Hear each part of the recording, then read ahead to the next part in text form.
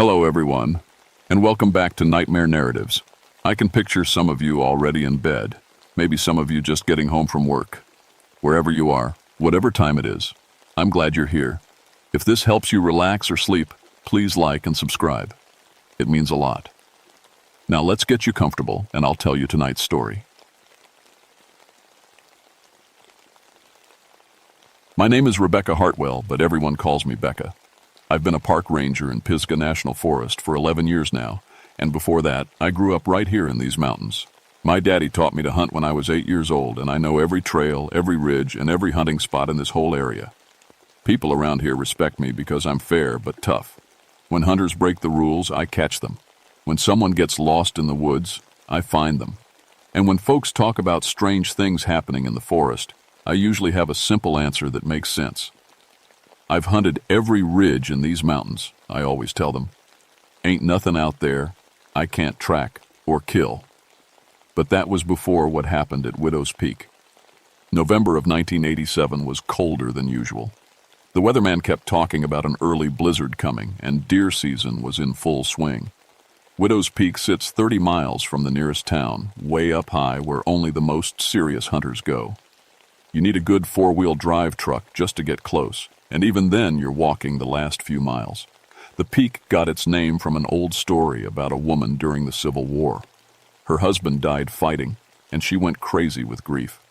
People said she hunted Union soldiers in these woods, picking them off one by one like they were deer. The story goes she was never caught, never killed, just disappeared one day like smoke. Most folks think it's just a tall tale. I used to think so too. The trouble started on a Tuesday morning when my radio crackled to life. It was Jim Peterson, one of the best hunting guides in the county. "Becca, you there?" "I'm here, Jim. What's going on?" His voice sounded shaky, which wasn't like him at all. Jim had guided hunters for 20 years, and nothing spooked him. "I need you to come up to Widow's Peak. Something ain't right up here." "What kind of something, There was a long pause. The kind that makes grown men run out of the woods. I grabbed my gear and headed up the mountain. The drive took an hour on winding dirt roads that got narrower and steeper as I climbed. Halfway up, snow started falling. Not normal snow. It came down in perfect straight lines like someone was drawing with a white pencil. When I reached the parking area, I found 3 trucks but no people. Jim's blue Chevy was there, along with 2 others I didn't recognize. Fresh tire tracks showed they'd all arrived that morning. I called out, but my voice seemed to get swallowed by the trees. The forest was too quiet. No birds singing, no squirrels chattering, no wind in the branches. Just silence so thick it felt heavy on my shoulders. I found Jim about a quarter mile up the trail. He was sitting on a fallen log, staring at the ground. His rifle lay beside him, and his hands were shaking. "Jim, you okay?" He looked up at me with eyes that had seen something terrible. "Becca, I've been hunting these woods for 20 years. I know what belongs here and what don't." "What happened?" "I found something up by the old hunting blind. Something that ain't natural." He led me another half-mile up a steep trail covered in fresh snow. The blind was an old wooden platform built in a tree, the kind hunters used to stay hidden while waiting for deer. But when we got there, I saw what had spooked Jim. The blind was facing the wrong way. Instead of looking out over the clearing where deer might come to feed, it was turned around, facing back toward the trail, and there was an old rifle mounted there, pointing down at us like whoever built this was hunting people, not animals. "That ain't the strangest part," Jim said. He pointed to some trees near the blind. "Look at those arrows." Stuck in the bark of 3 different trees were arrows. Not modern hunting arrows, but arrows with metal tips, but old wooden ones with stone points. They were all at the same height, right where a man's chest would be if he was walking the trail. "Someone's trying to scare hunters." "Away," I said, though my voice didn't sound as confident as I wanted it to. "Maybe," Jim said, "but I found 2 other hunting parties up here this morning. They all said the same thing. Their GPS stopped working right when they got near the peak, started leading them in circles. I pulled out my own GPS unit and checked it. The screen showed our location jumping around like we were moving, even though we were standing still. Equipment fails sometimes, I said. Could be the cold weather. But even as I said it, I was looking at those arrows again. The wood was dark and old, but the points looked sharp and new. And there was something else. The trees they were stuck in had grown around them, like the arrows had been there for years and years. Jim, you said you found other hunters? The Bradley brothers were here around dawn, Tom and Mike, real experienced guys, but when I saw them, they looked scared out of their minds. Said something was following them through the woods, something that walked on two legs but wasn't quite human. My skin crawled, but I kept my voice steady. Where are they now? Gone. Packed up and left fast as they could. But there was another group. 3 guys from Virginia. They were heading up to the peak itself when I last saw them. We needed to find those hunters. As the snow got heavier, I could feel the temperature dropping. If someone was lost up here, or if there really was a person trying to hurt hunters, we had to act fast. Show me where you saw them last, I said. Jim shook his head. I ain't going back up there, Becca. Something's wrong with this mountain today. Real wrong. I looked up the trail toward Widow's Peak. Through the falling snow, I could barely see the outline of the summit. Somewhere up there, 3 hunters might be in trouble. Then wait here, I said. I'll go find them. Don't go alone. But I was already started, nang up the trail. Behind me, I heard Jim call out once more. Becca, if you see anything strange, you run. You hear me? You run and don't look back. The snow was falling harder now, and the silence in the woods felt deeper than ever. My boots crunched in the snow as I climbed, and each step seemed to echo longer than it should have. I was a ranger. I was trained for this. I could handle whatever was up there. At least that's what I kept telling myself. The trail to Widow's Peak got steeper and more narrow as I climbed. Snow covered everything now, making the familiar path look strange and different. My breath came out in white puffs, and ice was already forming on my eyebrows and the edges of my hat. About halfway to the summit, I found the first sign of the Virginia hunters. Fresh boot prints in the snow, 3 sets of them. The prints were deep and clear, showing they'd passed by maybe an hour ago. I followed the trail, calling out every few minutes. Hello? Anyone up there? My voice bounced off the trees and faded away. No answer came back. The boot prints led me off the main trail onto a smaller path I'd never noticed before. It wound through thick pine trees that blocked out most of the daylight. Even though it was only afternoon, it felt like evening under those dark branches. That's when I found the first Virginia hunter. His name was Tom Bradley. I could tell from the hunting license pinned to his jacket. He was sitting with his back against a tree, his rifle across his lap, staring straight ahead with wide, empty eyes. Tom? Tom, can you hear me? I knelt down next to him and checked for a pulse. He was alive, but barely breathing. His skin was cold and pale, and when I shook his shoulder, he didn't respond at all. Then I saw the wound. There was a hole in his jacket right through the chest area, but when I opened the jacket to look, I found something impossible. The hole went all the way through his body, but it had been treated. Someone had cleaned the wound and bandaged it with strips of old cloth. The bandages looked like they came from the Civil War era, rough, hand-torn fabric that should have rotted away more than 100 years ago. Tom, who did this to you? Who helped you? His eyes moved slightly and his lips tried to form words. I leaned closer to hear. The widow, he whispered. She's gathering her army. Then his eyes rolled back and he passed out completely. I radioed for help but got only static. The storm was getting worse, and we were too far from any radio towers. I needed to get Tom to a hospital, but first I had to find the other 2 hunters. I made Tom as comfortable as I could and continued following the tracks. They led deeper into the woods to a part of the mountain I'd never explored before. The trees here were older and bigger, and some of them had strange marks carved into their bark. The marks looked like letters and numbers, but they were faded and hard to read. I stopped at one tree and brushed away the snow. The carving said, CSA, 1863, Remember the Fallen. Confederate States of America. Civil War soldiers had been here. A stick cracked behind me, and I spun around with my hand on my gun. Nothing there but falling snow and dark trees. But I had the strangest feeling that someone was watching me. "Hello?" I called out. "Is someone there?" The only answer was the soft whisper of snow hitting the ground. I found the second hunter 20 yards further up the trail. Carl Peterson was lying on his back in a clearing covered by a thin layer of snow. Like Tom, he had a wound in his chest, and like Tom, someone had treated it with old-fashioned bandages. But Carl was unconscious, and his breathing was so shallow I could barely see his chest moving. Next to him was something that made my blood run cold. Someone had built a shelter out of pine branches and canvas. Inside the shelter were medical supplies, but not modern ones. There were glass bottles with handwritten labels, metal tools that looked like they belonged in a museum, and rolls of cloth bandages just like the ones wrapped around Carl's chest. It looked like a field hospital from the Civil War. I was examining the supplies when I heard voices.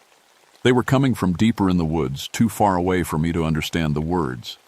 But something about them sounded wrong.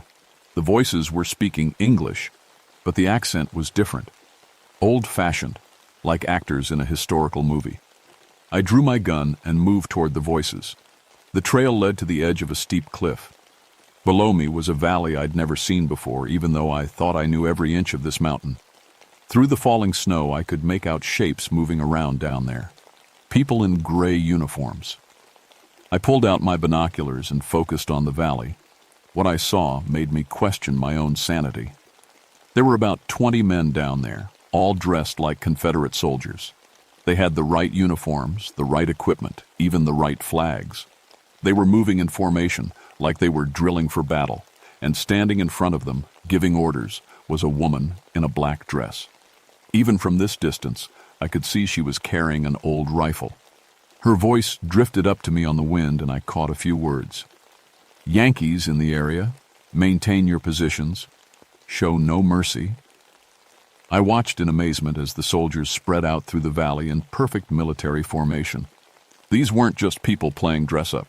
They moved like real soldiers, like they'd been doing this for years, but that was impossible. The Civil War ended in 1865. These people should all be dead. A hand grabbed my shoulder. I spun around, gun raised, and found myself face to face with a man I'd never seen before. He was middle-aged, wearing a heavy coat and thick glasses, and he looked as scared as I felt.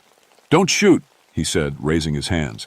"I'm Professor James Mitchell from Appalachian State University. I got your radio call for help." "I didn't radio anyone." "Someone did," said there were injured hunters up here, and they needed help with historical research. He looked down into the valley. "My God, is that what I think it is?" "I don't know what it is," I said, lowering my gun. "But I found 2 hunters shot and treated with Civil War medical supplies. And now there's a whole company of Confederate soldiers down there." Professor Mitchell pulled out his own binoculars and studied the scene below. His hands were shaking as he focused the lenses. "That's not possible," he muttered. But the formations are perfect. The uniforms are exactly right. Even the flags." He lowered the binoculars and looked at me with wide eyes. "I've studied this period for 20 years. Everything down there is completely authentic." "So what are you saying?" "I'm saying either someone has spent a fortune creating the most accurate Civil War reenactment in history, or we're looking at the real thing." The wind picked up, carrying more voices from the valley. This time I could hear them clearly. "Patrol reports enemy movement on the ridge. Ready the rifles. The widow says to take prisoners if possible." "They're talking about us," I said. Professor Mitchell nodded grimly. "I think we need to get out of here. Right now." But as we turned to leave, we found our path blocked. 3 men in Confederate gray uniforms stood on the trail behind us. They had rifles pointed at our chests, and their faces were pale as moonlight. When they spoke, their voices sounded like they were coming from far away. "You will come with us," one of them said. "The widow wishes to speak with you." I raised my gun, but Professor Mitchell grabbed my arm. "Don't," he whispered. "Look at their eyes." I looked. The soldiers' eyes were empty black holes, like someone had scooped out everything that made them human. "What are you?" I asked. The lead soldier smiled, showing teeth like old Yell. "Our bones." "We are the army of Widow's Peak," he said, "and you are our prisoners." The ghostly soldiers marched us down into the valley at gunpoint. Up close, they looked even more wrong than they had from the cliff. Their uniforms were perfect replicas, but their skin was gray and cold-looking, and when they moved, they made no sound at all. Professor Mitchell walked beside me, whispering under his breath. "This is incredible," he kept saying. "The historical accuracy is perfect. The weapons, the formations, even the way they talk. It's like we've stepped back in time." "These aren't reenactors," I told him. "Look at their faces." He looked and went quiet. The valley was bigger than it had seemed from above. Dozens of tents were set up in neat rows with a large command tent in the center. Soldiers moved between the tents with military precision, cleaning weapons, cooking food over campfires, and standing guard. Everything looked exactly like a Civil War army camp, except for one thing. It was completely silent. No talking, no laughing, no normal camp sounds. Just the whisper of feet moving through snow. They brought us to the command tent and pushed us inside. The woman in the black dress was waiting for us. She was tall and thin, with long dark hair that hung loose around her shoulders. Her dress was the kind wealthy women wore during the Civil War, black silk with a high collar and long sleeves. But her face was what made my skin crawl. She was beautiful, but in a cold, dead way. Like a statue carved from white marble. Her eyes were the same empty black holes I'd seen in the soldiers. "Welcome to my mountain," she said. Her voice was soft and pleasant, but underneath it was something sharp and dangerous. "I am Sarah Blackwood, and you are trespassing on military territory." "Military territory?" I said. "Lady, the Civil War ended over 100 years ago." She sighed, mild, and her teeth were perfect white pearls. "The war never ended for me, Ranger Hartwell. It simply continued." Professor Mitchell stepped forward. "Mrs. Blackwood, you're the widow of Widow's Peak? But that's impossible. You'd be over 150 years old." "Death has a way of preserving one's appearance," she said. "Tell me, Professor, what do you know about my war?" "I know your husband died at Gettysburg. I know you came to these mountains seeking revenge against Union soldiers. I know you disappeared in 1863 and were never found." "I didn't disappear," Sarah said. "I evolved. I discovered that death is not the end of service. It's simply a new beginning." She walked to a table covered with maps and papers. Everything looked old and yellowed, but the ink was fresh. "My husband died for a cause he believed in. When I learned of his death, I swore an oath to continue his fight by any means necessary. I came to these mountains and began my own war against the Yankees." "That was over a century ago," I said. "Time means nothing to the dead, Ranger. My war continued long after Appomattox. Every Union soldier who entered my territory became part of my army. Every hunter, every hiker, every fool who thought they could claim my mountain." Professor Mitchell was staring at the maps. "These are battle plans, modern battle plans." Sarah nodded. "I've had many years to perfect my strategy. Each person who dies on this mountain joins my army. Each soul I claim makes me stronger." "The hunters," I said. "Tom Bradley and Carl Peterson. What did you do to them?" "I recruited them. Mr. Bradley has already taken the oath and joined my regiment. Mr. Peterson will follow soon, once his wounds heal." "They're not dead. I saw them breathing." Sarah's smile got wider. "Death comes in many forms, Ranger. The body can live while the spirit serves a higher purpose. My soldiers are proof of that." I looked around the tent and noticed something that chilled me to the bone. There were dozens of modern items mixed in with the Civil War stuff. Hunting licenses, driver's licenses, watches, and wallets, all from different time periods, spanning decades. "How many people have you killed?" "I prefer the term recruited. And the answer is Everyone who has threatened my territory. Hunters, hikers, park rangers, law enforcement officers. All now serve in my eternal army. Professor Mitchell picked up one of the licenses. This is from 1972, and this one's from 1981. You've been doing this for decades. I've been doing this since 1863, Sarah corrected. The mountain provides, and I take what the mountain gives me. You're insane, I said. Her eyes flashed with anger. I'm a patriot. I'm fighting for my homeland, my family, my beliefs. What are you fighting for, Ranger? Before I could answer, one of the ghostly soldiers entered the tent. Report, Sarah commanded. We found the third Yankee hunter hiding near the ridge. He put up a fight. Is he alive? Barely, but he'll make a good addition to the company. Sarah turned back to us. You see, the mountain continues to provide recruits. Soon, my army will be large enough to march down from these peaks and reclaim the South. That's crazy, I said. The war is over. The South lost. The war is never over, she screamed, and for a moment her beautiful face twisted into something horrible and inhuman. Not while I draw a breath. Not while a single Yankee walks free on Southern soil. She took a deep breath and composed herself. But I'm getting ahead of myself. First, I must deal with you two. Professor Mitchell, you will join my staff as a military advisor. Your knowledge of history will be valuable. I won't help you, he said. Oh, but you will. She walked over to him and placed her hand on his forehead. You see, the dead are very persuasive. Professor Mitchell's eyes went wide and then slowly turned black, just like the soldiers. When he spoke again, his voice was different, older, with a Southern accent. Yes, ma'am. I'd be honored to serve in your army. No! I grabbed his arm, but he pushed me away with surprising strength. And you, Ranger Hartwell, Sarah said, turning to me. You present a special case. What do you mean? I've done my research on you. Your great-great-grandfather was Thomas Hartwell of the 14th Pennsylvania Infantry. He fought at Gettysburg.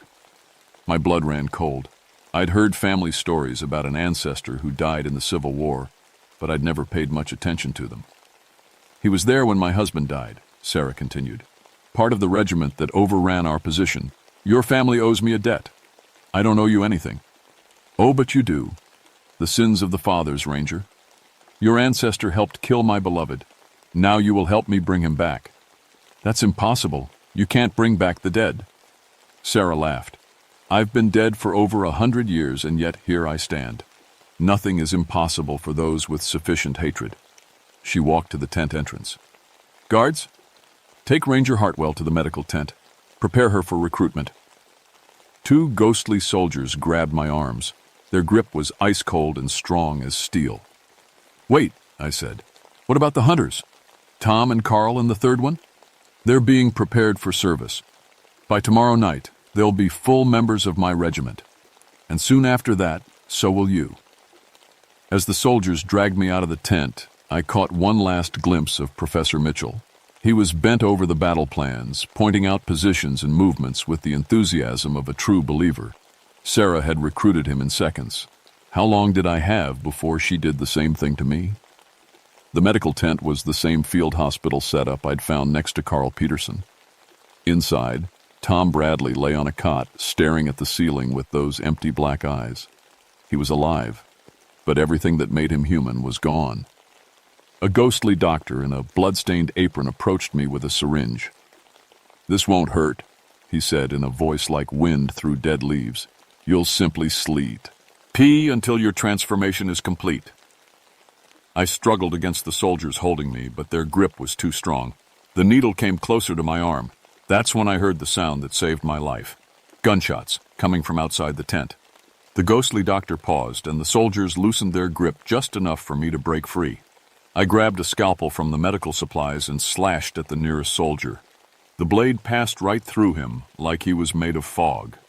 More gunshots outside. Someone was fighting Sarah's army.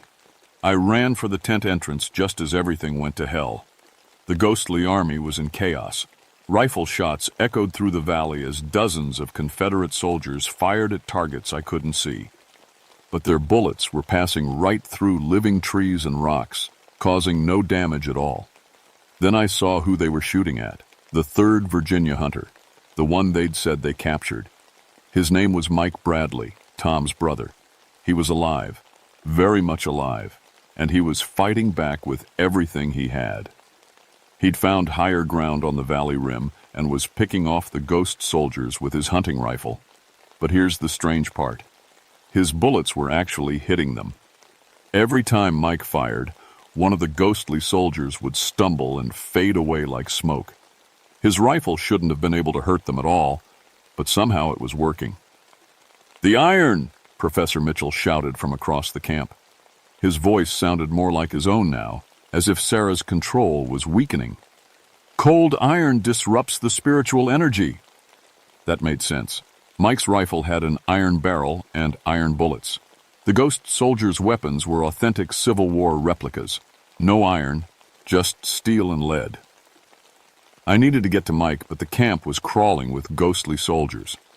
As I ran between the tents trying to stay hidden, I heard Sarah screaming orders. "Flank him from the east! Cut off his retreat! No one leaves my mountain alive!" A ghostly soldier appeared in front of me, raising his musket. I dove to the side just as he fired. The musket ball passed right through the spot where I'd been standing and buried itself in a tree. I kept running, dodging between tents and supply wagons. Behind me, I could hear Sarah's voice getting closer. "Find the ranger. She's the key to everything." I reached the edge of the camp and started climbing toward Mike's position. The slope was steep and covered with loose rocks that made climbing treacherous. Below me, I could hear the ghost army giving chase. Halfway up the cliff face, I found a narrow ledge where I could rest and catch my breath. Looking back down into the valley, I could see the full scope of Sarah's army for the first time. There weren't just 20 or 30 soldiers. There were hundreds of them, maybe thousands. They filled the entire valley floor like a gray tide of death. Some wore Confederate uniforms. Others wore clothes from different time periods, hunters and hikers from every decade since the 1860s. All of them had the same empty black eyes. All of them had been recruited to Sarah's eternal war. Impressive, isn't it? I spun around and found Sarah Blackwood standing on the ledge beside me. She'd appeared without making a sound, and her black dress wasn't even wrinkled from the climb. "Every soul who died on this mountain," she said, gazing proudly at her army. "Every person who thought they could take what belongs to me. Now, they serve a higher purpose." "This isn't a higher purpose," I said. "This is madness. This is justice." Her beautiful face twisted with rage. "Your people took everything from me. My husband, my home, my future. So I took everything from your people in return. The war ended over a century ago. Everyone who fought in it is dead. The war never ends. It just changes battlefields." She stepped closer to me, and I could smell something cold and rotten beneath her perfume. "Do you know what your ancestor did at Gettysburg? He bayoneted my husband while he was trying to surrender, ran him through like an animal, and left him to die in agony." "I don't believe you." "Belief is irrelevant. I was there. I saw it happen." Her eyes filled with tears that looked like drops of black ink. "Thomas was carrying a letter from me, a letter telling him I was carrying his child." The words hit me like a physical blow. "You were pregnant?" 6 months. We were going to name the baby James, after Thomas's father." The tears were streaming down her face now, leaving dark stains on her white cheeks. "Your ancestor killed not just my husband, but my unborn son." "I'm sorry," I said, and meant it. "But that doesn't justify what you've done here." "Doesn't it?" She wiped away the black tears. "I've spent 124 years building an army to avenge them. Every person who dies on this mountain brings me closer to justice. This isn't justice. It's revenge." "What's the difference?" Before I could answer, another rifle shot echoed from above us. Mike Bradley was still fighting, but I could hear the desperation in his shots now. He was running out of ammunition. "Your friend won't last much longer," Sarah said. "And when he falls, I'll have my complete victory. 3 hunters recruited in a single day. A park ranger and a professor to add to my command staff. It's been a very productive hunt." Why are you telling me all this? Because I want you to understand. When you join my army, I want you to serve willingly. I want you to hate as purely as I do. She raised her hand, and I felt something cold and dark trying to push into my mind. The same thing she'd done to Professor Mitchell. But I was ready for it this time. I closed my eyes and thought about everything that mattered to me. My father, who'd taught me to respect the woods, the hunters and hikers I'd helped over the years, the beauty of these mountains, and they weren't filled with the ghosts of old hatred. The cold feeling faded away. Sarah's eyes widened with surprise. How are you resisting? Because I don't carry your hate, I said. I never did. Then you'll die as you lived, she snarled. Uselessly! She lunged at me with claws that had replaced her fingers. I rolled to the side and her claws scraped sparks off the rock where I'd been standing. I scrambled to my feet and started climbing again. Behind me, Sarah's scream of rage shattered the air like breaking glass.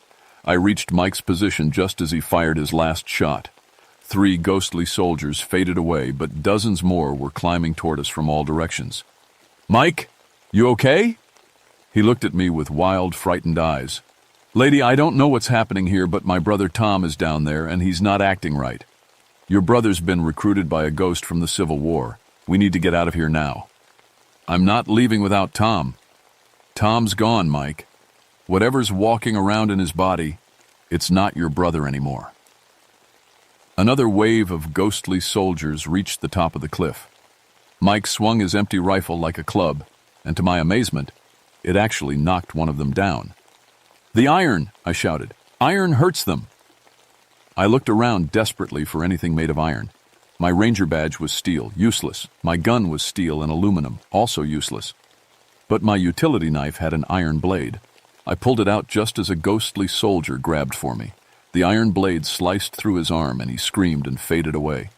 We need more iron, I told Mike. He pointed to a pile of old mining equipment half buried in the snow. Railroad spikes, he said. Pure iron. We fought our way to the equipment pile using Mike's rifle and my knife to clear a path. The railroad spikes were heavy and awkward, but they worked. Every time we hit a ghost soldier with one, he disappeared in a puff of gray smoke. But there were too many of them. For every soldier we destroyed, 2 more took his place. Sarah appeared at the edge of the cliff, floating a few inches off the ground. Her beautiful face was gone, replaced by something skeletal and horrible. Enough! She shrieked. I'll kill you both myself! She raised her hands, and every gun in her ghostly army turned toward us. Hundreds of muskets and rifles, all aimed at our position.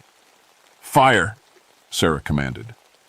But before the ghost soldiers could pull their triggers, a new voice cut through the air. Company, halt! Everyone froze. Sarah, the soldiers, even Mike and me. Professor Mitchell was walking up the trail toward us, but he looked different. He was wearing a Confederate officer's uniform, and he moved with military precision. Ma'am, he said to Sarah, snapping off a perfect salute. I've completed my analysis of the tactical situation. What analysis? Sarah demanded. You've been fighting the wrong war for 124 years. Sarah's skeletal face twisted with confusion. What do you mean? The Battle of Gettysburg, July 2nd, 1863. Your husband's regiment was the 37th Virginia Infantry, correct? Yes. They were overrun by the 14th Pennsylvania Infantry. Your husband was killed in the action. Bayoneted by a Yankee coward. Professor Mitchell shook his head. Ma'am, I've studied every battle report from that engagement. Thomas Blackwood was shot by Confederate friendly fire during the retreat. He was accidentally killed by his own side. The silence that followed was deafening. Sarah's horrific face went blank. That's impossible. I have the original Confederate casualty reports. Would you like to see them? He pulled out a folder of old papers. Even from where I stood, I could see the official Confederate seal on the documents. Sarah snatched the papers and read them frantically. As she read, her skeletal features began to shift back toward human. No, she whispered. No, this can't be right. Your husband died by accident, ma'am. The 14th Pennsylvania. He was 200 yards away when he fell. They never got close enough for bayonet fighting.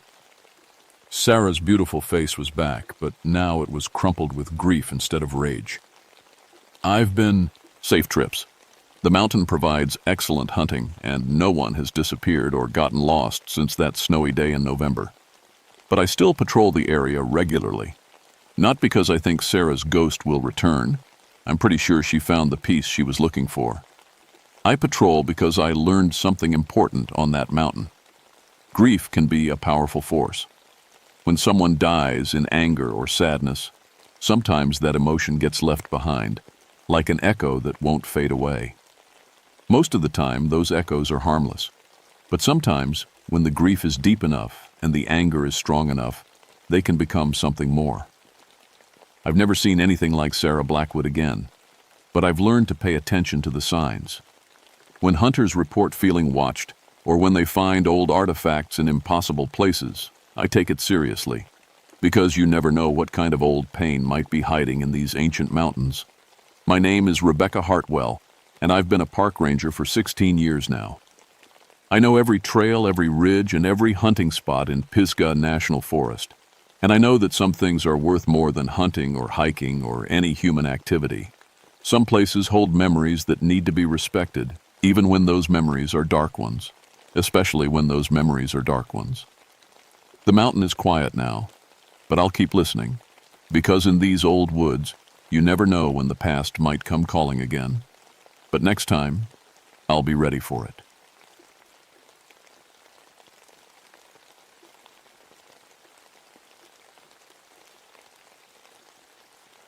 My name is Marcus Thompson, but everyone calls me Mark. I've been a park ranger here in the Nantahala National Forest for 14 years now. Before that, I spent 8 years as a cop in Charlotte. I came to the mountains to get away from the city and all its problems. Out here, the worst thing I usually deal with is a lost hiker or a bear getting into someone's trash. I'm good at my job. Search and rescue is my specialty. When people get lost in these mountains, I'm the one they call. I know every trail, every creek, every hiding spot where someone might take shelter. After 20 years of dealing with people's problems, I've learned to tell the difference between real danger and campfire ghost stories. That's why I didn't worry much when Linda Foster came to see me on that rainy Tuesday morning in June. Linda runs the summer camp up at Pine Ridge, and she's been my neighbor for 3 years. Good woman. Her daughter Sarah was part of the group that was now 3 days overdue from their wilderness trek. "Mark, I'm getting scared," Linda said, standing in my office doorway with rain dripping from her jacket. "They should have been back Sunday night. It's Tuesday now." I looked up from my paperwork. 20 kids and 6 counselors don't just disappear, but I'd seen plenty of groups run late because of weather or twisted ankles. "Where were they headed?" I asked. "Spider Creek," she said, "the old Cherokee trail that follows the water down to the valley." I frowned. Spider Creek was deep wilderness. The valley down there was cut off from everything, surrounded by steep ridges and thick forest. If someone got hurt down there, it would be hard to get them out. "Why Spider Creek?" I asked. "That's rough country for kids." Linda shrugged. "Mike Rodriguez planned the route. He's been doing this for 5 years. Said the kids would love seeing the waterfalls." I knew Mike. Good. Counselor. Careful with the kids. If he was 3 days late, something was wrong. "I'll head down there this morning," I told Linda. "Probably just had to wait out the storms. These creeks have been running high with all the rain we've been getting." The drive to the Spider Creek trailhead took an hour on winding mountain roads. The whole way, thick gray clouds hung low over the ridges.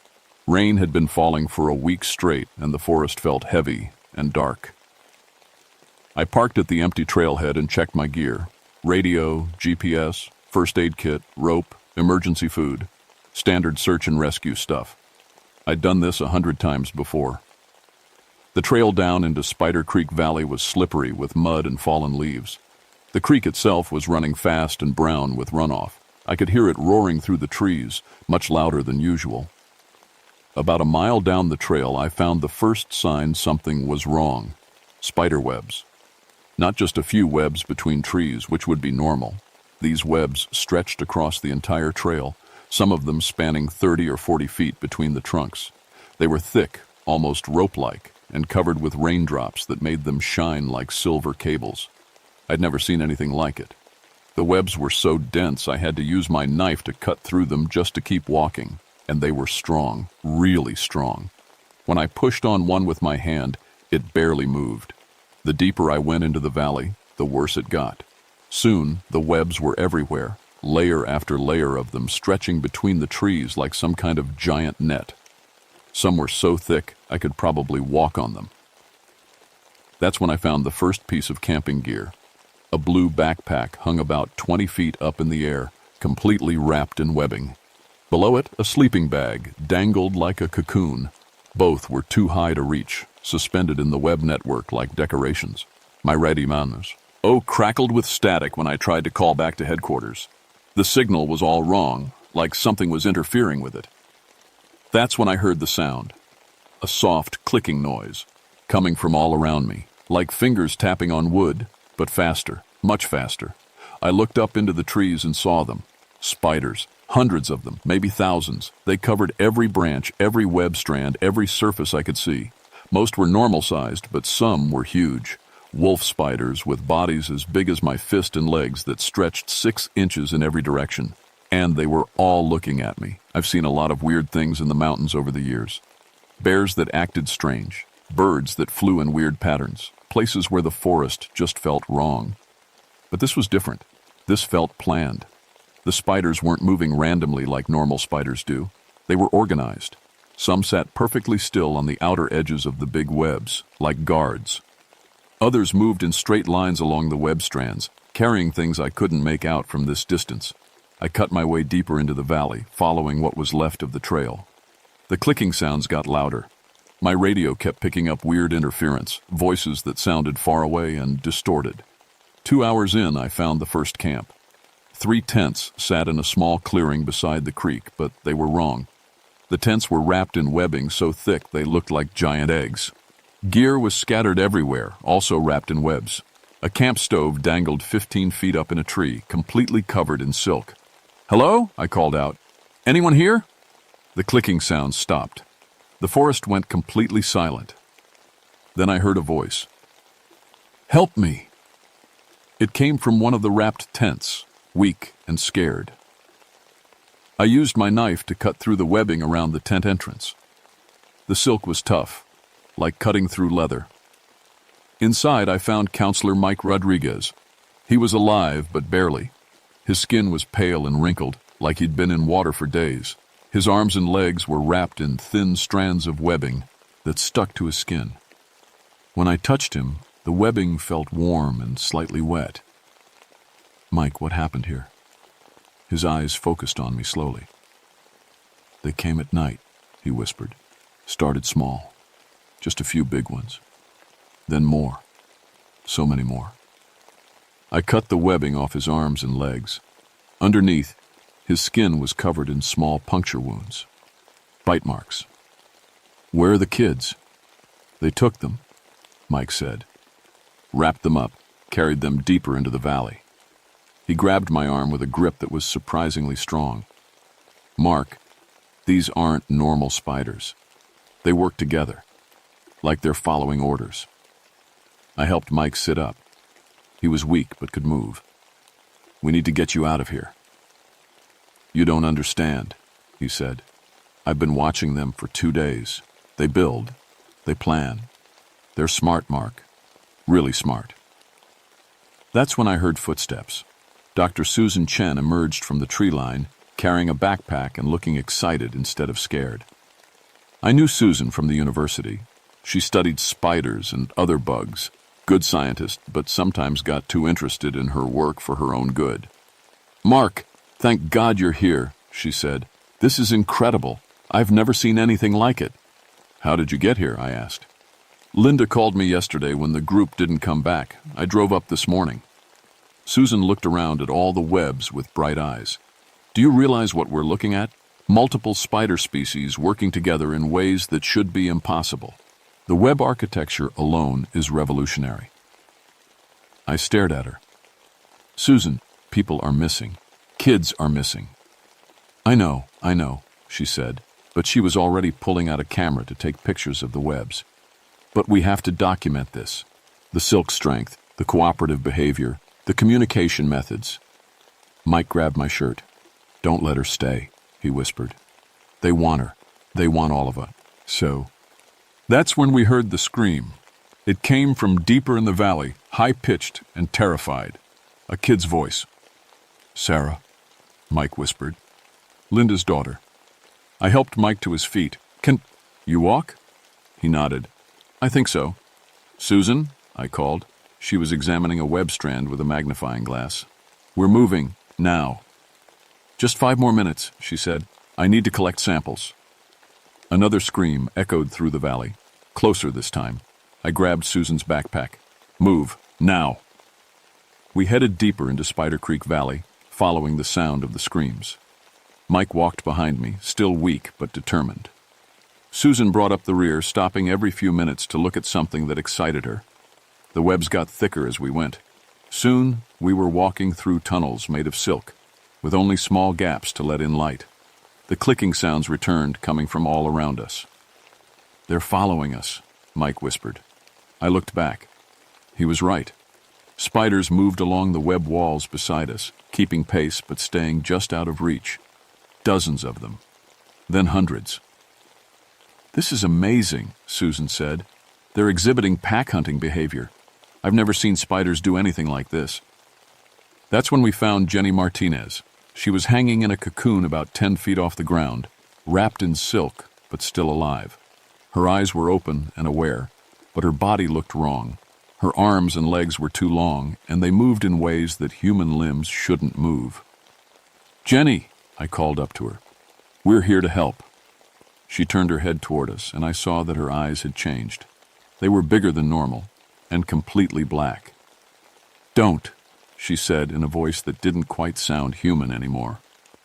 "They're trying to help us, make us better." "What do you mean?" I asked. Jenny smiled, and I saw that her teeth were pointed now.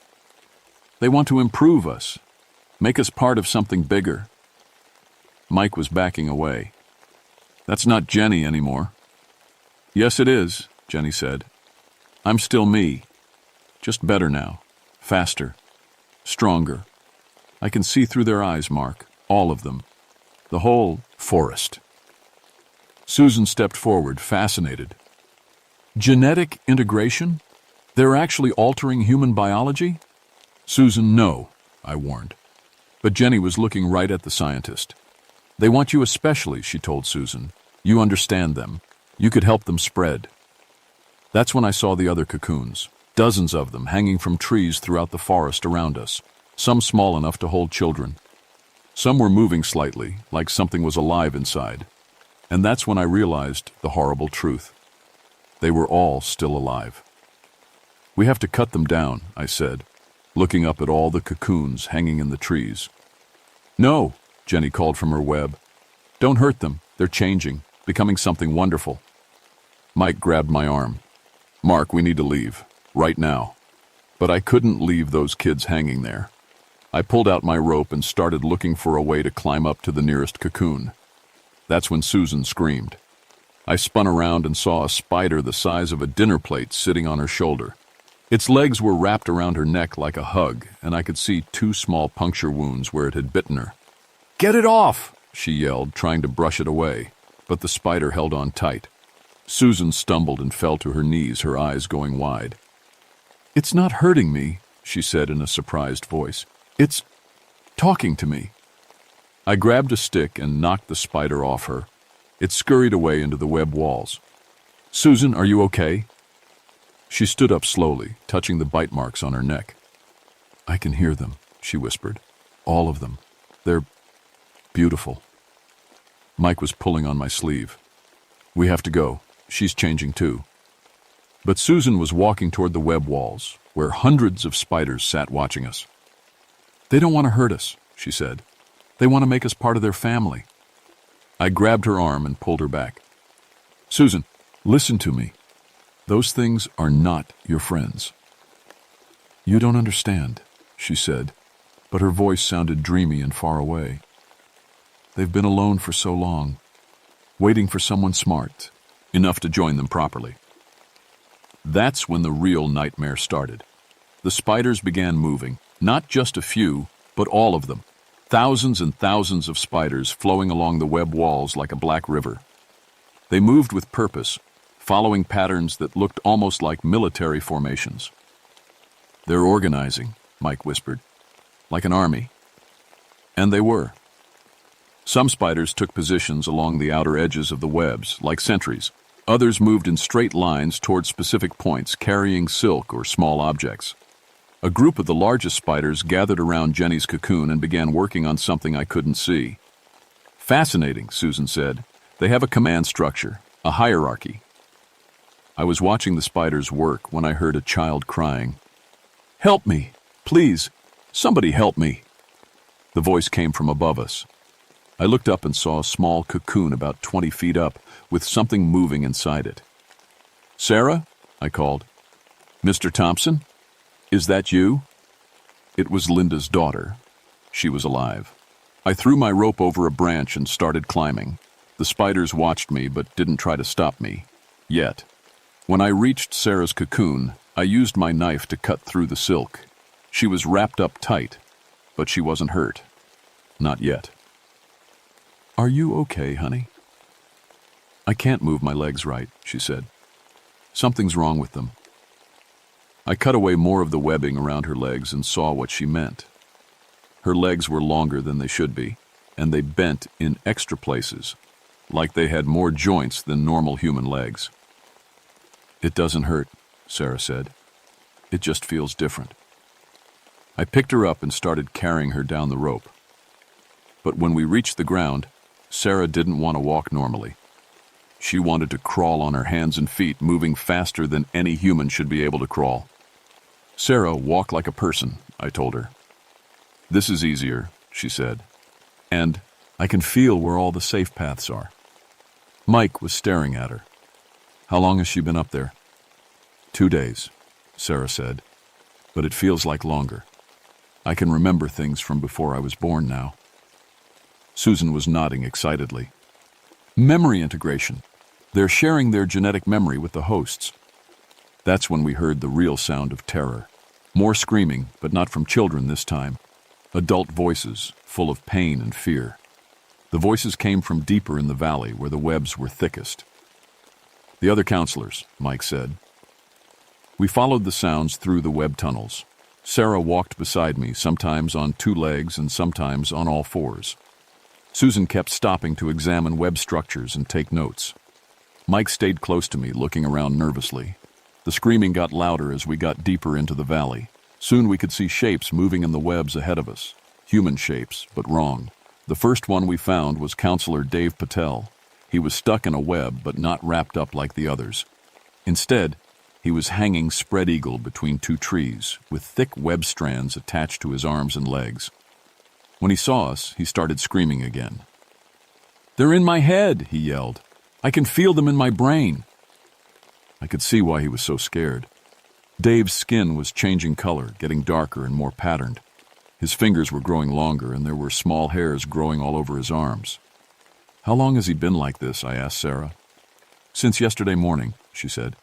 "He fought it at first. That makes it hurt more." Susan was taking pictures. "Remarkable. The integration is much more advanced than in the girl." "Stop calling it integration," I snapped. "They're turning him into a monster." "Not a monster," Sarah said. "Something better." That's when I saw the thing that broke my mind. At the center of all the webs, in a clearing about 50 feet across, sat the biggest spider I'd ever seen. It was the size of a small car, with legs that stretched 15 feet in every direction. But that wasn't the worst part. The worst part was that it had human faces growing out of its body. Faces I recognized. Other campers and hikers who had gone missing over the past few years. Their faces were alive and aware, blinking and moving their mouths like they were trying to talk. "My God," Susan whispered. "A collective organism, multiple consciousness integrated into a single entity." The giant spider turned toward us, and I saw that the largest face in its body was a park ranger named Tom Bradley, who had disappeared 2 years ago. "Hello, Mark," Tom's face said. "We've been waiting for you." "Tom?" I couldn't believe what I was seeing. "What happened to you?" Tom's face smiled from the center of the massive spider's body. Other faces around him turned to look at me too. Men, women, even some children. All of them people who had gone missing in these mountains over the years. "We found a better way to live," Tom said. "No more loneliness, no more fear. We're all connected now. All part of something bigger and smarter than any of us were alone." The giant spider moved closer to us, its enormous legs stepping carefully around the web strands. I backed away, but there wasn't far to go. We were surrounded by webs and smaller spiders on all sides. "You're not Tom anymore," I said. "You're something else wearing his face." "I'm still Tom," the face insisted. "But I'm also Jenny and Dave and Karen from the hiking group last spring, and dozens of others. We share everything now. All our knowledge, all our memories, all our skills." Susan stepped forward, and I could see the spider bite on her neck was getting bigger and darker. "How does it work?" she asked. "The integration process." Another face on the spider's body answered, a woman I didn't recognize. "First, the bite. The venom changes your brain chemistry, makes you open to the connection. Then the silk, to keep you safe while your body adapts. Phenol, Buai, the merging. Your consciousness joins ours, and your body becomes part of our collective form." "It sounds wonderful," Susan said. The bite mark on her neck was spreading like a bruise, and her eyes were starting to look different, bigger and darker. "Susan, no," I said. "Fight it." But she was already walking toward the giant spider. "Think of what we could learn," she said. "All the knowledge of every species on Earth shared through one collective mind." Mike grabbed my arm. "We have to get out of here. Now." He was right. But Sarah was standing next to the giant spider now, looking up at all the faces in its body. "Daddy?" she said to one of the faces. My blood went cold. Sarah's father had died in a hiking accident 3 years ago. His body was never found. "Hello, sweetheart," the face said. "Do you want to be with me again?" "Sarah, no!" I lunged forward and grabbed her, but she slipped out of my hands with inhuman speed and agility. "It's okay, Mr. Thompson," she said. "This way, I can be with Daddy forever."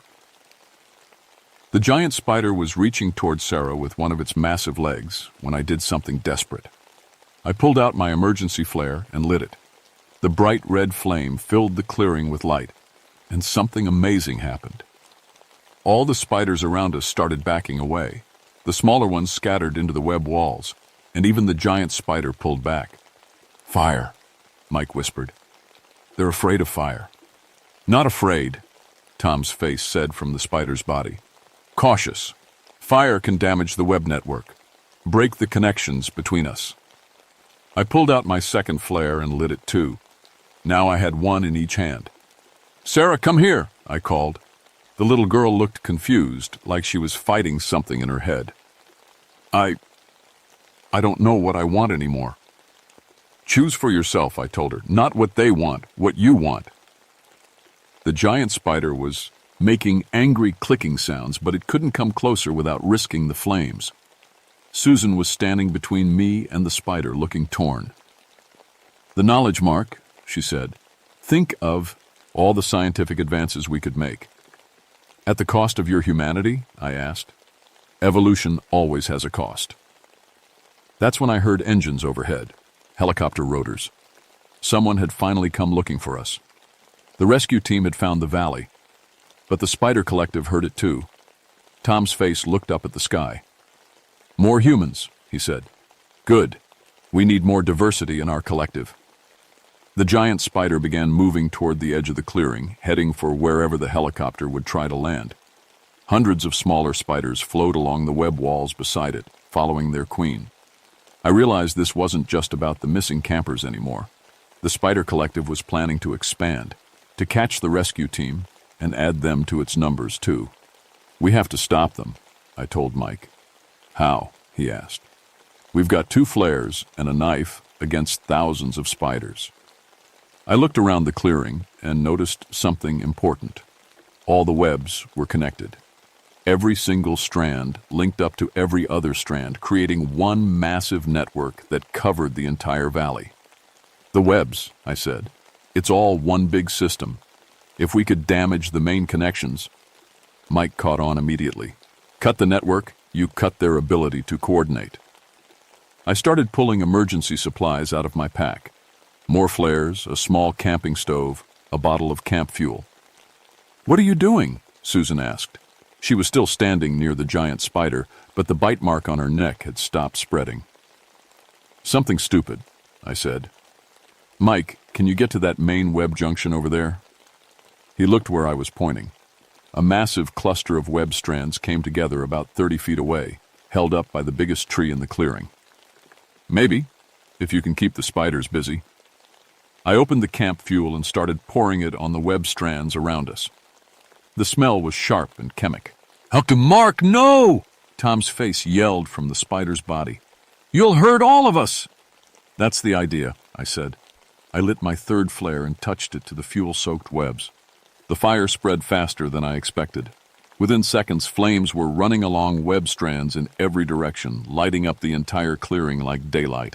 The spiders went crazy. They scattered in all directions, clicking and chittering in panic. Even the giant spider backed away from the spreading flames. "Now!" I yelled to Mike. He ran toward the big web junction and started cutting strands with his knife. Each cut seemed to cause problems throughout the network. Spiders fell from broken webs, and the coordinated movements turned into chaos. But the fire was spreading too fast. Soon the whole valley would be burning. "Sarah," I called, "come on!" The little girl ran to me, moving like a normal human child for the first time since I'd found her. Whatever the spiders had done to her was breaking down as the web network failed. "Susan," I called. She looked back at me and I could see her fighting an internal battle. The spider bite was telling her to stay, but her human mind was telling her to run. I can't," she said. "I can hear them calling to me." "Fight it," I yelled. "You're stronger than they are." The giant spider was trying to retreat to a part of the valley where the fire hadn't reached yet, but Mike had cut too many connection points. Its movements were uncoordinated now, more like a regular animal than an intelligent creature. Susan took a step toward me, then another. With each step, she seemed more like herself. "The helicopter," Mike called. "I can hear it getting closer." "Everyone move," I yelled. "Head for the creek." We ran through the burning web forest, dodging falling flames and panicked spiders. Sarah kept up easily, but Susan stumbled and fell behind. I went back for her. She was sitting on the ground, holding her head. "It hurts," she said. "They're screaming in my head." "That means you're breaking free," I told her. "Come on, we're almost out." Helped her to her feet, and we ran after Mike and Sarah. Behind us, I could hear the giant spider making sounds I'd never heard before. Not clicking anymore, but something like crying. The faces in its body were all talking at once, calling out names and begging for help.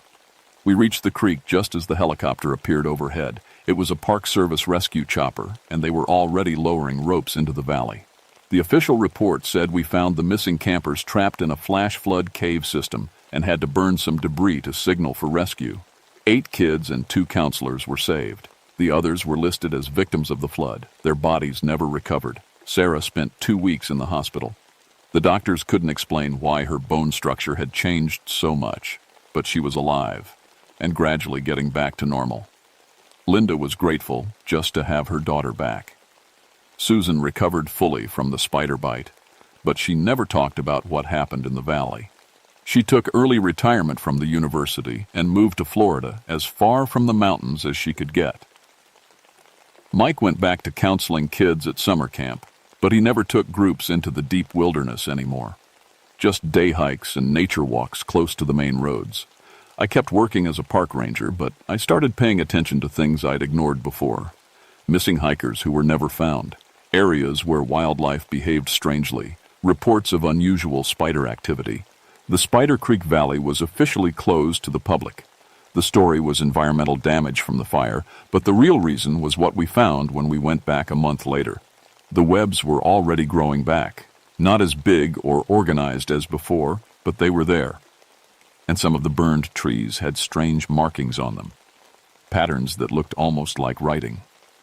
I started keeping a map of every missing person case in the Appalachian Mountains over the past 20 years. The pattern was clear once you knew what to look for. The disappearances moved from valley to valley, always in areas with lots of water and thick forest cover. The spider collective wasn't gone. We just set them back a few months, maybe years if we were lucky. But they were learning from what happened, getting smarter, more careful. Last month, a family of hikers went missing near Cradle Creek, about 50 miles north of Spider Creek. Search teams found their campsite abandoned, with all their gear still there. No signs of struggle, no tracks leading away, but there were webs in the trees around the camp. Not very many, and not very big, just enough to make me worry. I've started carrying a lot more fire supplies when I go on patrol now.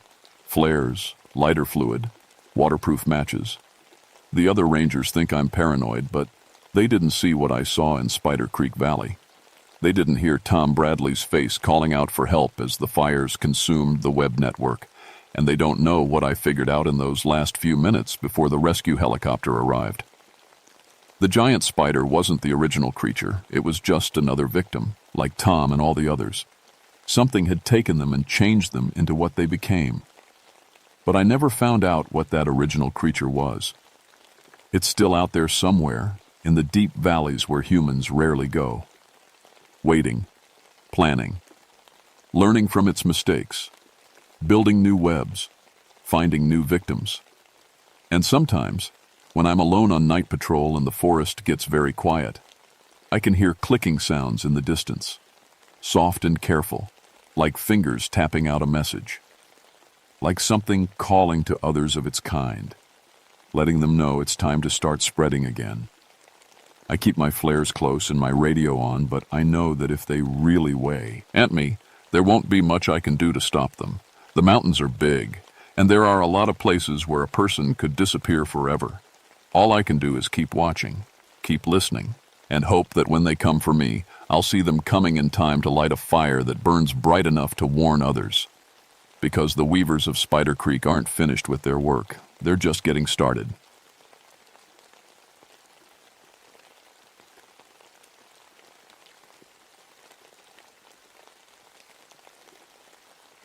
My name is Joseph Kowalski, but everyone calls me Joey. I've been a forest ranger for 12 years now, and I thought I'd seen everything these West Virginia mountains could throw at me. Bears, lost hikers, illegal campers, you name it. But I never thought I'd be standing here in the freezing cold, listening to dead men sing. It started 3 days ago. The geology team from the university called our office, all worked up about something they found at the old Blackstone mine. Ranger Kowalski, the lead scientist, said over the crackling radio, "You need to get up here. We're hearing voices underground." I almost laughed. "Doc, that mine's been sealed since 1952. Only thing down there is bad air and cave-ins." "That's what we thought too," he said. "But we've got equipment that doesn't lie." The drive up to Blackstone took 2 hours on roads that barely deserved the name. Snow had been falling for days, and my truck's heater was working overtime. The mine sat in a valley surrounded by bare trees that looked like skeleton fingers against the gray sky. 3 concrete-sealed entrances marked where men used to disappear into the earth every morning, hoping to come home alive. I knew this place too well. My dad worked here until the explosion that killed 47 miners and shut everything down. He was one of the lucky ones. Got laid off the week before it happened. God was watching over us, he always said. But I think it just made him feel guilty that his friends died while he lived. The geology team had set up their equipment near the main entrance. Dr. Kim, a thin Korean-American guy with thick glasses, met me at my truck. "Ranger, thank God you're here," he said, breath making little clouds in the cold air. "Listen to this." He led me to a machine covered in dials and screens. It looked like something from a science fiction movie. "We're using ground-penetrating "Adar to check for gas leaks," he explained. "Standard procedure before any mining company can think about reopening. But look at these readings." The screen showed waves and lines that meant nothing to me. But Dr. Kim pointed to a section that pulsed in a steady rhythm. "That's acoustic activity," he said. "Multiple human voices harmonizing in perfect pitch, coming from about 200 feet down." "Doc, that's impossible. Those tunnels have been sealed for 26 years. "I know. That's why we called you." He handed me a pair of headphones. "Just listen." The sound hit me like a punch to the chest. Men's voices, singing an old hymn my dad used to hum while he got ready for work. "Amazing Grace," clear as church bells on Sunday morning. Maybe 20 or 30 voices, all blending together like they'd been practicing for years. I pulled off the headphones. "That has to be some kind of echo, whine through the shafts or something." "That's what we thought," said Patricia Walsh, the team leader. She was a tough-looking woman with graying hair pulled back tight. But wind doesn't sing in 4-part harmony, and wind doesn't know the words to hymns. I walked over to the main entrance. The concrete seal looked exactly like it had for decades, solid, uncracked, with the date 1952 still visible in the old cement. But something felt wrong. The air around it was warm, like heat was coming from inside. And I could swear I smelled something that didn't belong. The scent of fresh coffee and tobacco, like men taking their morning break. "When did you first notice this?" I asked. "Yesterday morning," Dr. Kim said. "Started around 6 a.m. and went until about 2 in the afternoon. 8 hours, just like a work shift." My skin crawled. "What time did the shift start back in 52? Patricia checked her notes. "According to the mining company records, day shift was 6 to 2. W's. He stood there in the cold, looking at each other. None of us wanted to say what we were all thinking. "There's got to be a logical explanation," I said, mostly trying to convince myself. "Maybe some homeless guys found a way in through an old ventilation shaft." "We checked," Patricia said. "Every entrance is sealed tight, no way in or out." That's when we heard it again, this time without the headphones, drifting up from the ground like it was coming through solid rock. Men's voices singing, "In the Sweet By and By," my dad's favorite hymn, the same one they played at his funeral 5 years ago. I felt something cold run down my spine that had nothing to do with the February weather. "We need to call the state office," I said, "and maybe the sheriff. This is way above my pay grade." But even as I said it, I knew we wouldn't be leaving anytime soon. Something was calling to us from down in that darkness, and I had a terrible feeling it knew exactly who we were. The sheriff couldn't make it up until tomorrow, said the roads were too bad and he was dealing with a pileup on the interstate. That left me, the geology team, and whatever was singing beneath our feet. We set up camp in the old mining office, a brick building that somehow still had electricity running to it. The power company said they'd never turned it off, just kept charging the bill to some account that nobody questioned. While Dr. Kim and his team ran more tests, I dug through boxes of old mining records Patricia had brought from the county courthouse. The story of the Blackstone mine explosion got worse the more I read. 47 men died, but their bodies were never recovered. The company said the cave-in was too dangerous to dig through. They sealed the mine, paid out insurance money to the families, and walked away. Case closed. But there were handwritten notes in the margins of some reports. Notes that talked about safety violations, faulty equipment, and miners who'd been complaining about dangerous conditions for months. The company ignored every warning. "Just like always," I uttered, thinking about my dad's stories of bosses who cared more about coal quotas than keeping men alive. "Find something interesting?" Patricia asked, looking over my shoulder. "Same old story. Company cuts corners, workers die, and everybody pretends it was just an accident." Around 4 o'clock, the singing stopped. The sudden silence felt heavier than the cold. Dr. Kim's equipment showed nothing. No voices, no movement, no signs of life below. It was like someone had just switched off a radio. "End of shift," I said without thinking. "What?" "Nothing. Just..." My dad always said the mine got quiet when the day shift ended. That night, I couldn't sleep. Every time I closed my eyes, I heard those voices. But around midnight, something new started. Not singing this time. Talking. Low voices having conversations I couldn't quite make out, like listening to people in the next room through thin walls. I got dressed and walked outside. The talking was clearer in the cold air, coming from the direction of the sealed entrances. I grabbed a flashlight and walked closer, my boots crunching in the snow. Told you that support beam wasn't safe? Company don't care, long as we keep digging. My wife's gonna have the baby next month, need this job. My hands shook, and not from the cold. These were the kinds of conversations my dad used to tell me about. Miners talking during their breaks, sharing their worries and fears. But these men had been dead for 26 years. I clicked on my flashlight and aimed it at the main entrance. The beam reflected off the concrete seal, but for just a second, I could swear I saw something else. A figure in mining clothes and a hard hat, standing just on the other side, looking right at me. I stumbled backward and nearly fell. When I got the light steady again, there was nothing there, just cold concrete and silence. But I knew what I'd seen, and I knew that face. It looked exactly like the pictures of my dad when he was young. The next morning, Dr. Kim was missing. Patricia found his sleeping bag empty, around 7 a.m. His equipment was still running, showing the same acoustic patterns as before, voices singing hymns and talking about their work. But Dr. Kim was nowhere to be found. Maybe he went for a walk, I suggested, though I didn't believe it myself. We spent 2 hours searching the area around the mine. His footprints led from the office building straight to the main entrance, then just stopped, like he'd walked right through solid concrete. "This is crazy," Patricia muttered, studying the tracks with her flashlight. "People don't just disappear." That's when we heard Dr. Kim's voice. It came from underground, muffled but clear. He was talking to someone, his words mixed in with the other conversations we'd been hearing. "Fascinating acoustic properties down here. Research like this could change everything.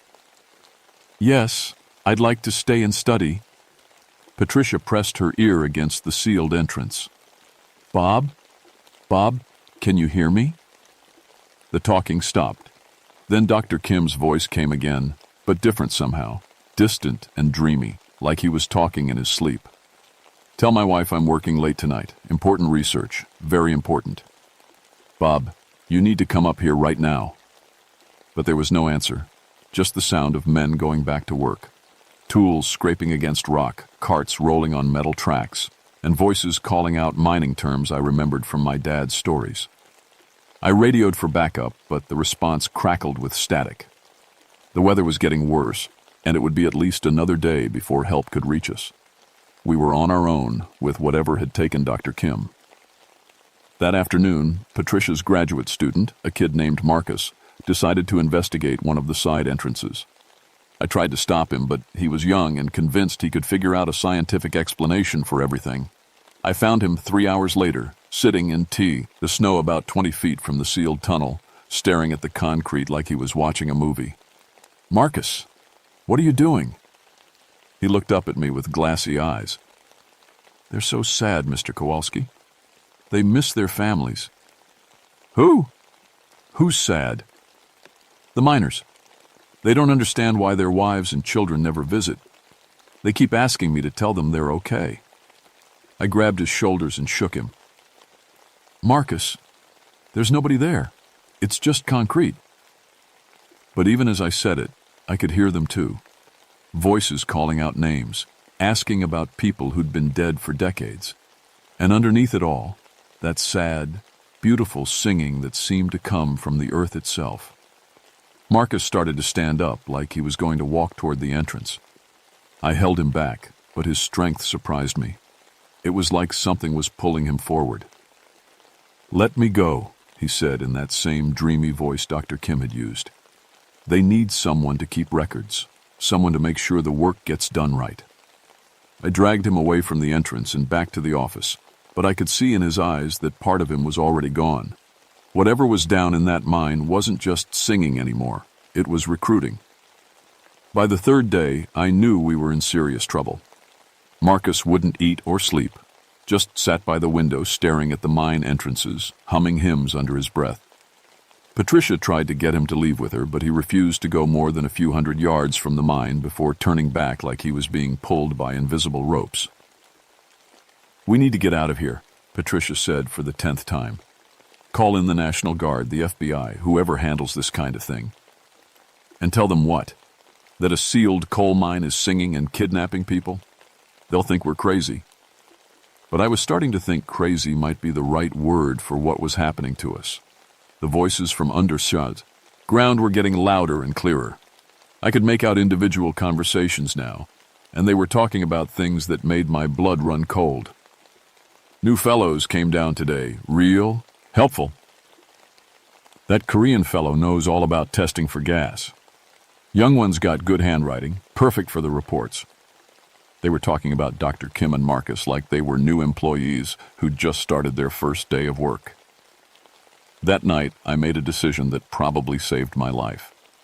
I drove down to the county library in town and spent hours going through old newspapers and mining company records. What I found made everything make horrible sense. The Blackstone mine explosion wasn't an accident. It was murder. According to witness statements that were never included in the official report, the miners had been planning a strike. They wanted better safety equipment and hazard pay for working in dangerous conditions. The company refused and hired thugs to break up union meetings.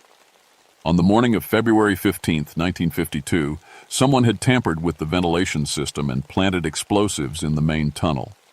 The plan was to scare the miners back to work.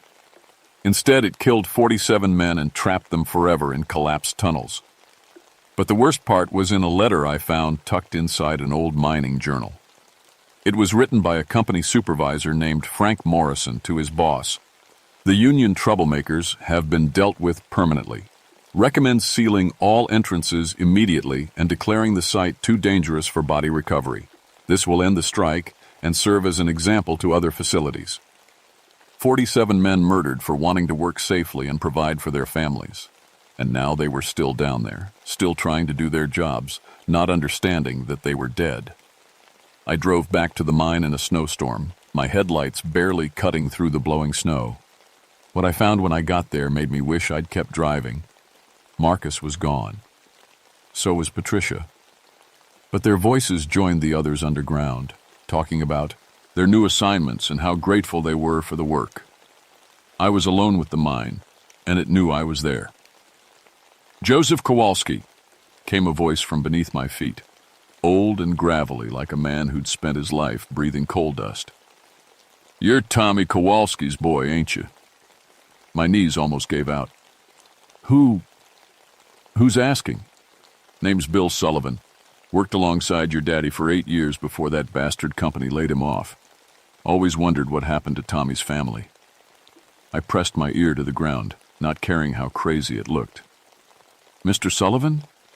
My dad, he died 5 years ago. Lung disease." There was a long pause. Then, "I'm sorry to hear that, boy. Tommy was a good man. Stood up for his fellow workers, which is more than most would do. Mr. Sullivan, what happened down there? What really happened in 1952? "Same thing that always happens when working men ask for a fair shake. Company decided we were more trouble than we were worth. Blew us up and sealed us in. But they made one mistake." "What's that?" "They thought death would break our union. Instead, it just made us stronger." The ground underneath me started to vibrate. At first I thought it was an earthquake. Then I realized it was the sound of men marching.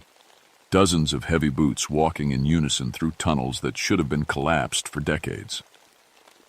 "We've been waiting, Joseph," Bill Sullivan's voice continued. "Waiting for someone who understands what it means to stand with working people.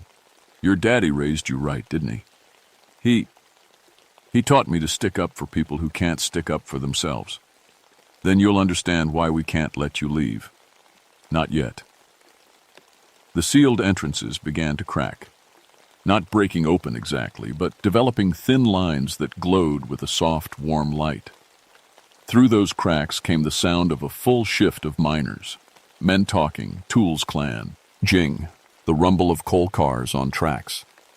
And then I saw them. They came through the concrete like it was made of water. 47 men in mining clothes, their faces and hands black with coal dust, carrying pickaxes and shovels and lunch pails. They looked exactly like the old photographs I'd seen of my dad and his crew, except for their eyes. Their eyes glowed with the same soft light that came through the cracks in the concrete. At the front of the group walked a man I recognized from my dad's stories, Bill Sullivan, the union organizer who'd tried to protect the miners from company violence. In life, he'd been a small man with a big voice. In death, he seemed to fill the entire valley. "We've got work to do, Joseph," he said, his voice echoing off the mountains.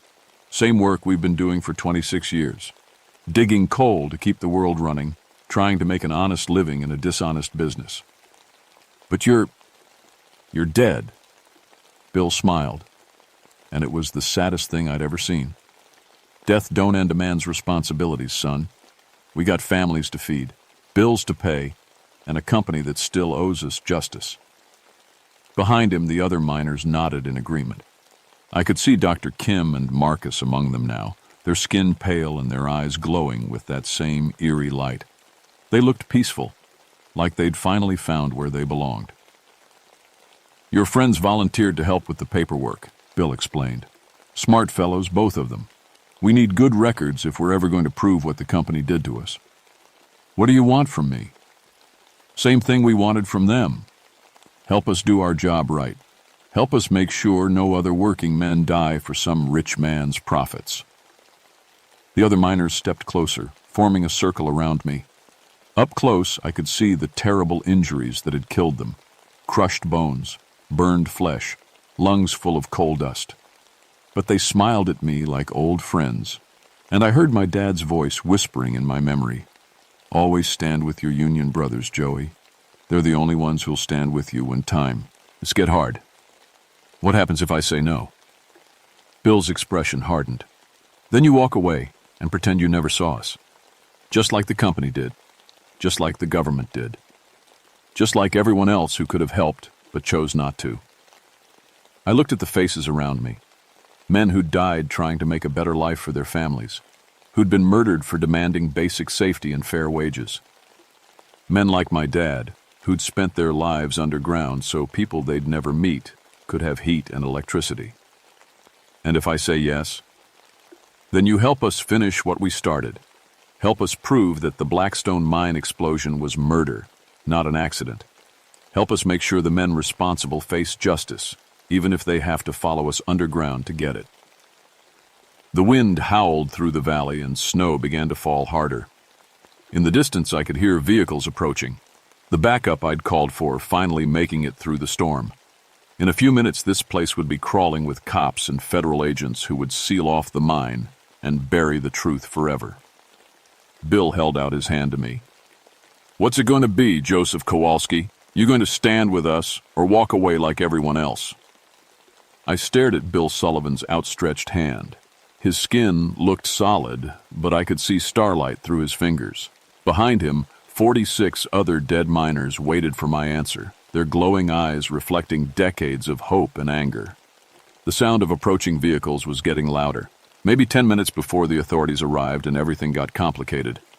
I had to make a choice that would affect not just me, but everyone who'd ever worked in a mine, everyone who'd ever been crushed by corporate greed. "If I help you," I said, "what exactly are we doing?" "Setting the record straight," Bill replied. "Making sure the world knows what really happened here, and making sure it doesn't happen again. The people who killed you are probably dead by now. It's been 26 years. Bill's smile was cold as winter wind. "Some of them are still alive. Frank Morrison, the supervisor who wrote that letter about dealing with union troublemakers. He's been getting rich off mining consultant contracts ever since. Lives in a mansion in Charleston, sleeps like a baby every night." "And his grandson," said another miner, stepping forward. "Works for the State Mining Commission now. Been covering up safety violations just like Granddaddy taught him." I felt a chill that had nothing to do with the weather. "How do you know all this?" "We've been watching, Joseph, waiting for the right time to act. Every mine disaster, every cover-up, Every worker who dies because safety costs too much. We see it all, and we remember.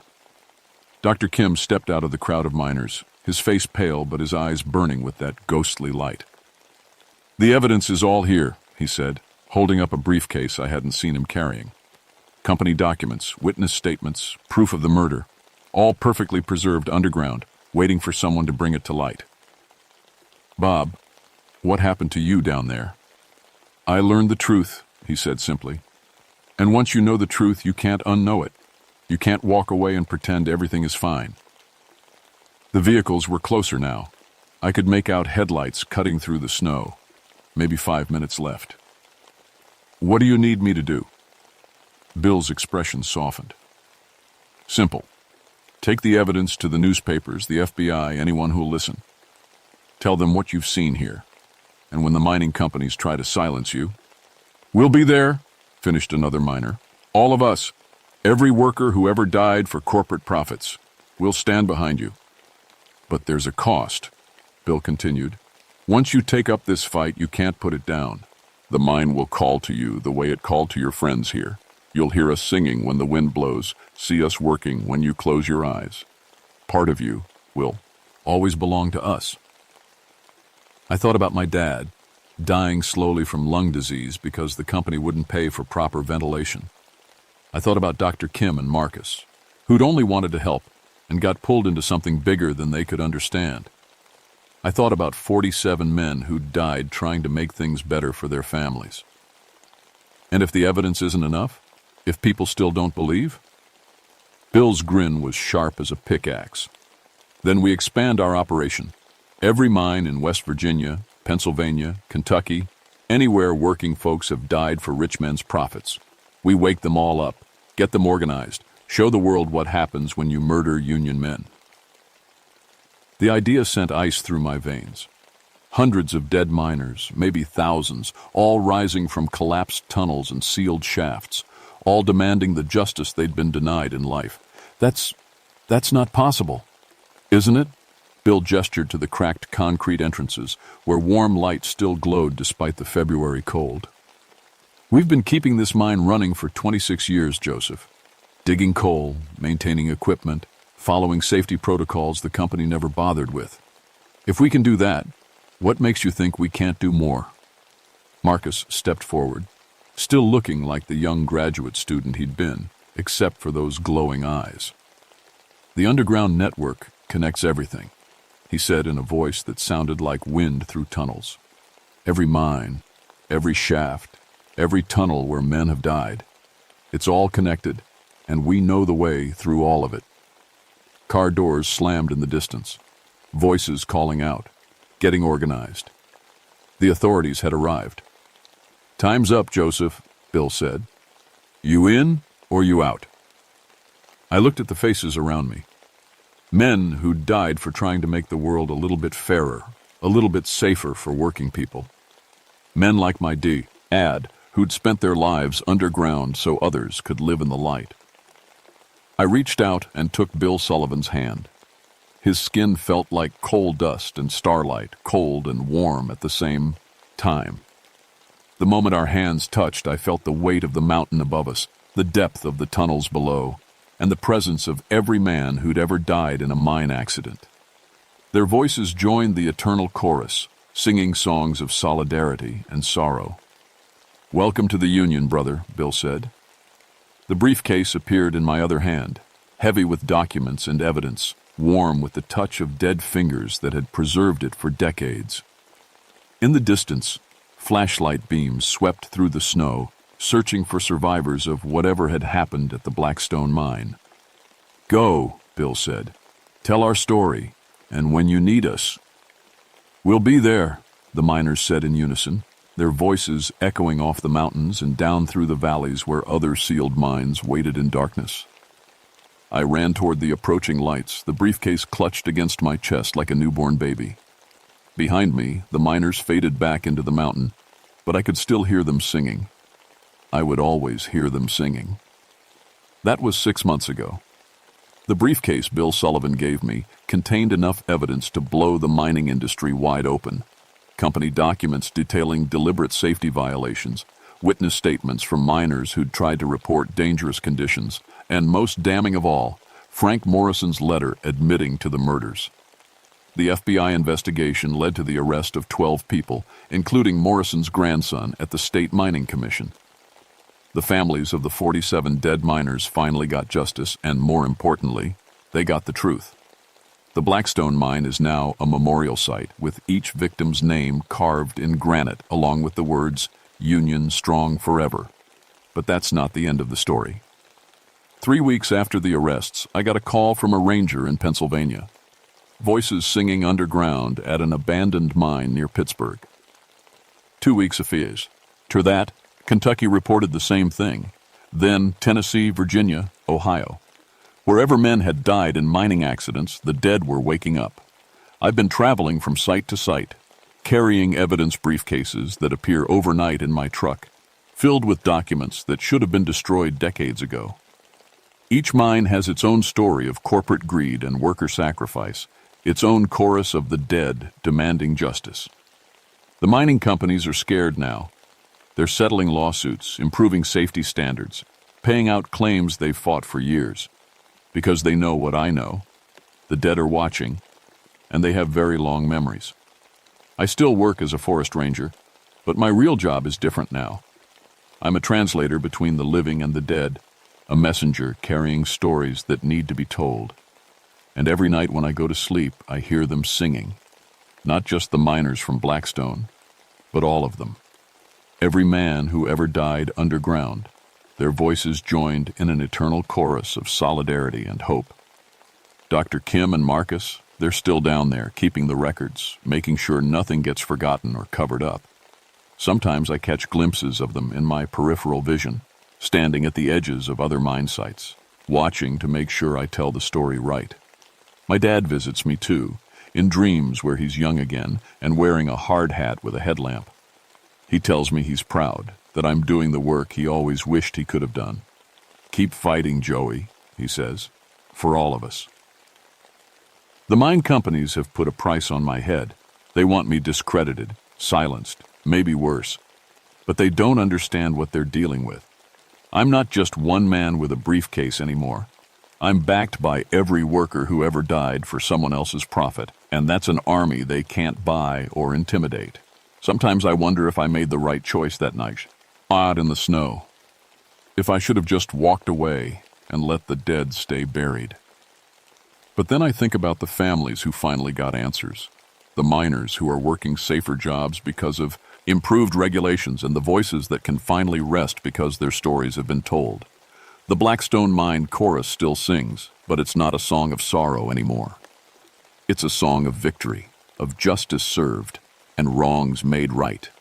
And when other mines need their help, when other dead workers need someone to speak for them, those voices carry across the underground networks that connect every shaft and tunnel where men have labored and died. The Union is stronger in death than it ever was in life, and I'm honored to be their representative among the living. Sometimes late at night, when the wind blows just right, I can hear them all singing together. Thousands of voices from hundreds of mines, all raised in harmony. It's the most beautiful and terrifying sound in the world, and it reminds me that some fights are worth dying for. But more importantly, it reminds me that some fights are worth living for too. The coal mine chorus will keep singing until every wrong is made right, until every worker who died for corporate greed gets the justice they deserve. And as long as they need someone to carry their message to the world above, I'll be there, briefcase in hand, and their songs echoing in my ears. Union strong forever.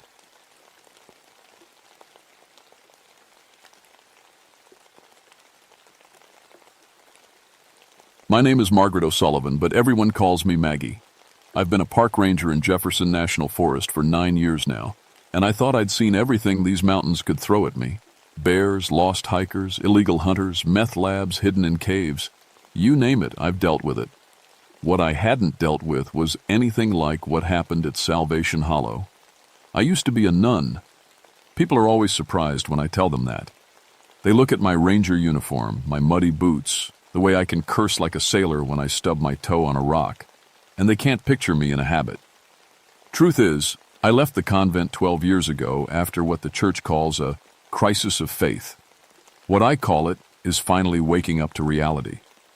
I'd seen enough real evil in people, abuse, corruption, cruelty done in God's name, that I didn't need to invent monsters in the woods to explain the darkness in this world. The call came in on a Tuesday morning in mid-September. Dr. Sarah Chen from the university had been running an archaeological dig at an old church site up in Salvation Hollow. The place was a leftover from the 1800s, back when settlers thought they could carve out a piece of heaven in these mountains. The whole settlement had vanished in 1847, just disappeared overnight during some kind of religious revival.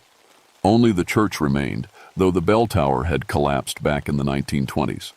Dr. Chen's team had permits to excavate the site, looking for artifacts and trying to piece together what happened to those long-dead settlers. But their permits had expired 10 days ago, and nobody had heard from them since. No radio contact, no supply requests, nothing. That wasn't like Chen. She was thorough, always followed procedure. The fog had been strange that September. It rolled into the valleys and just sat there for weeks, thick as cotton and twice as stubborn. It made everything feel muffled and wrong, like the mountains themselves were holding their breath. Even the animals seemed on edge. I'd found deer tracks running in perfect circles as if they'd been spooked by something but couldn't figure out which way to run. I loaded my truck with supplies and headed up the old logging road toward Salvation Hollow. The road had been washed out in places by recent storms, making the 15-mile drive from town feel like 50. The deeper I got into the mountains, the thicker the fog became. By the time I reached the hollow, I could barely see 10 feet in front of me. That's when I heard it for the first time. Singing. Hymn singing, coming from somewhere in the fog ahead of me. The voices were distant but clear, harmonizing in a way that made my skin crawl. It reminded me of the old hymns we used to sing in the convent, but there was something off about it. Something that made my chest feel tight. I parked the truck and grabbed my radio, trying to raise the archaeological team. Nothing but static answered me back. The singing continued, seeming to come from all directions at once. I'd been in these woods thousands of times, but I'd never heard anything like it. Wildlife didn't sing hymns, and there weren't supposed to be any people up here except Chen's team. I followed the sound through the fog, my flashlight cutting a weak path through the gray. The trees looked wrong somehow, their branches reaching toward the invisible church like they were trying to pray. When I finally saw the building emerge from the mist, I stopped dead in my tracks. The Church of Salvation Hollow looked exactly like it had in the old photographs I'd seen. White clapboard walls, tall windows, a peaked roof. But it shouldn't have looked that good. This building had been abandoned for over a century. It should have been rotting, falling apart, claimed by the forest. Instead, it looked like someone had just finished building it yesterday. The singing was coming from inside. I approached the church carefully, my hand resting on the radio, clipped to my belt. The closer I got, the more wrong everything felt. The air was too still, too quiet except for those voices. My compass spun wildly when I checked it, the needle dancing like it couldn't find north. Even my flashlight seemed dimmer here, the beam barely reaching the church's front door. The archaeological site was a mess, equipment scattered everywhere like the team had left in a hurry. Laptop computers still open with dead batteries, coffee cups half empty, sandwiches with just one bite taken. Dr. Chen's field notes were spread across a folding table, the pages fluttering in a breeze I couldn't feel. I picked up the notebook and flipped through it. Chen's handwriting was usually neat, but the last few entries looked shaky, rushed. Day 8. Found something under the altar. Stone foundation much older than expected. Team reporting strange dreams. The next page. Day 9. Kevin says he can hear the original congregation still singing. Lisa found fresh flowers on graves that should be 150 years old. The final entry made my blood run cold. Day 10. Father Torres arrived this morning. Says he's here to help with the spiritual aspects of the site. But I didn't call any priest, and he knew about the singing before I told him. Father Torres. I knew that name.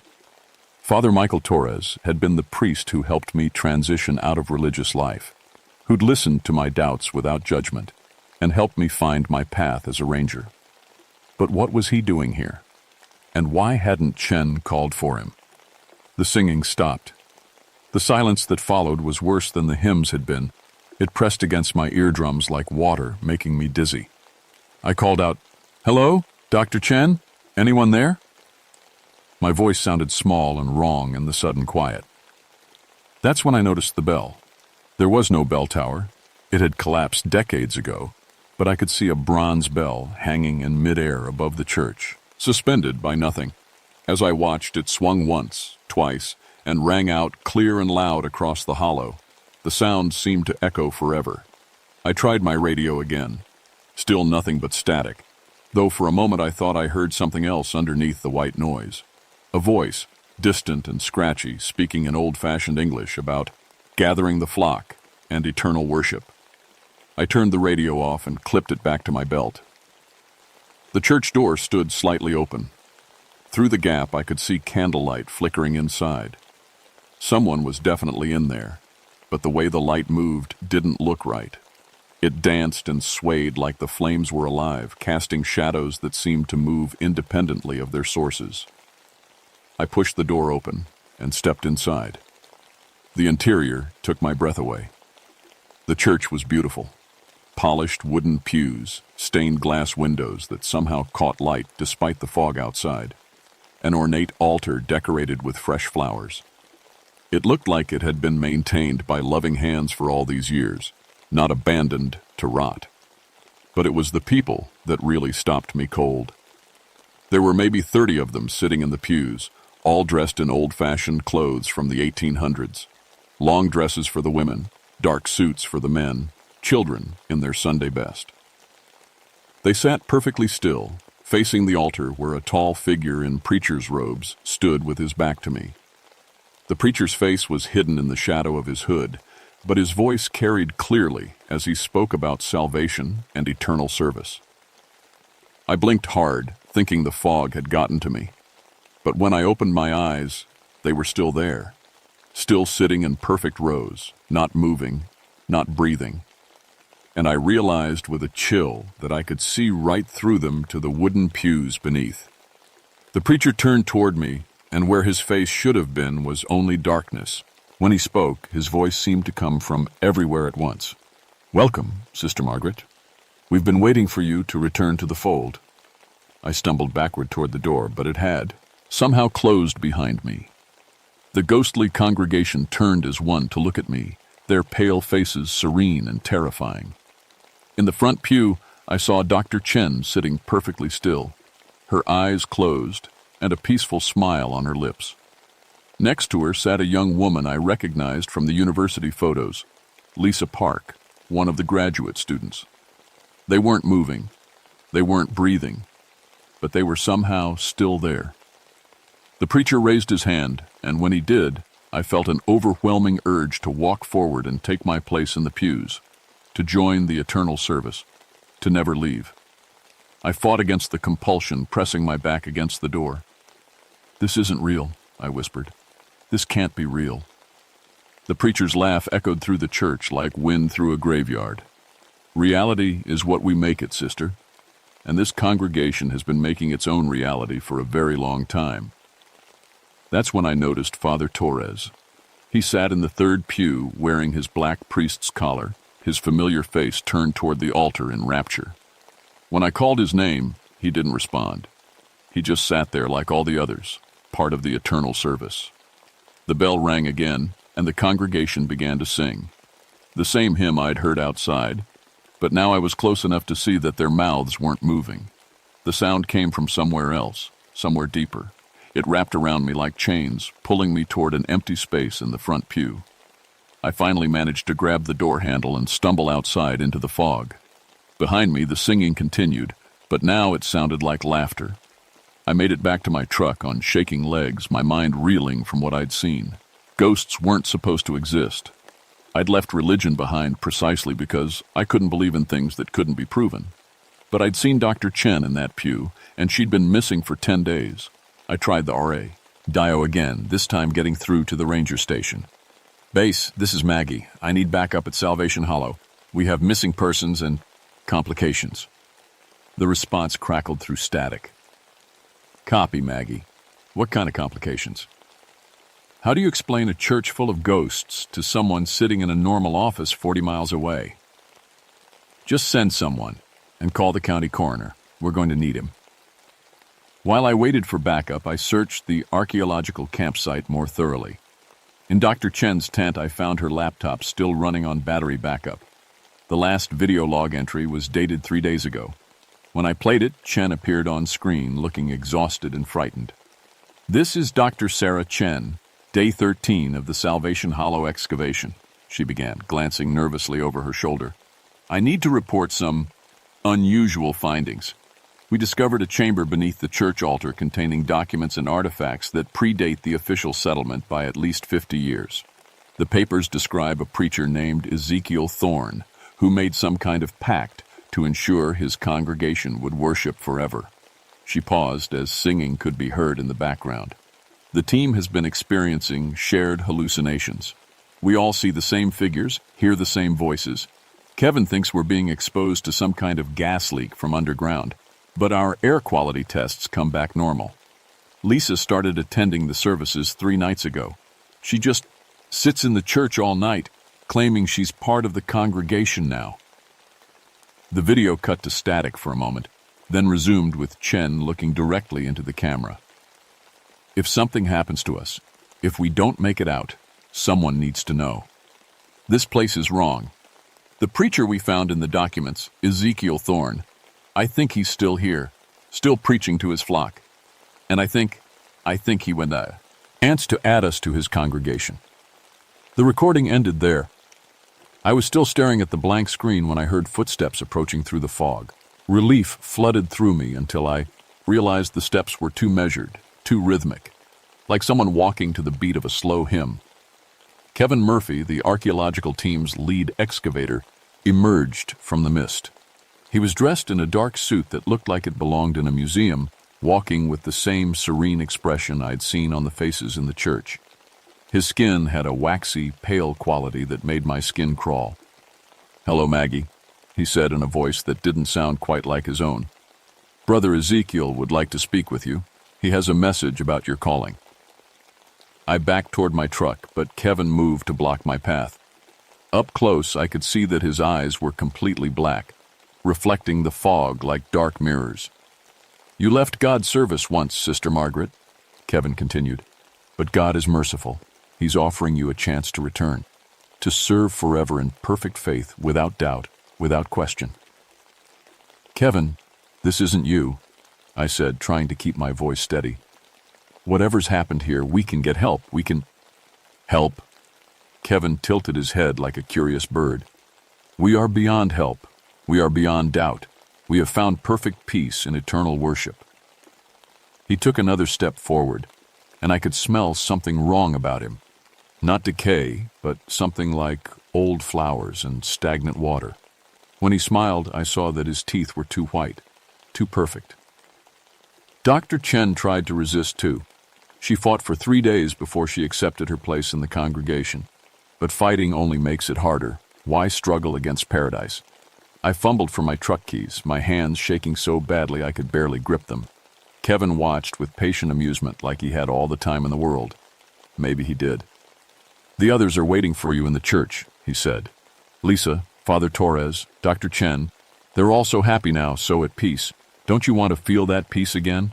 Don't you miss the Serta into your faith?" I got the truck door open and dove inside, slamming the locks just as Kevin reached for the handle. He pressed his pale face against the window, his black eyes boring into mine. "You can't leave, Sister Margaret. Not until you've heard Brother Ezekiel's full sermon.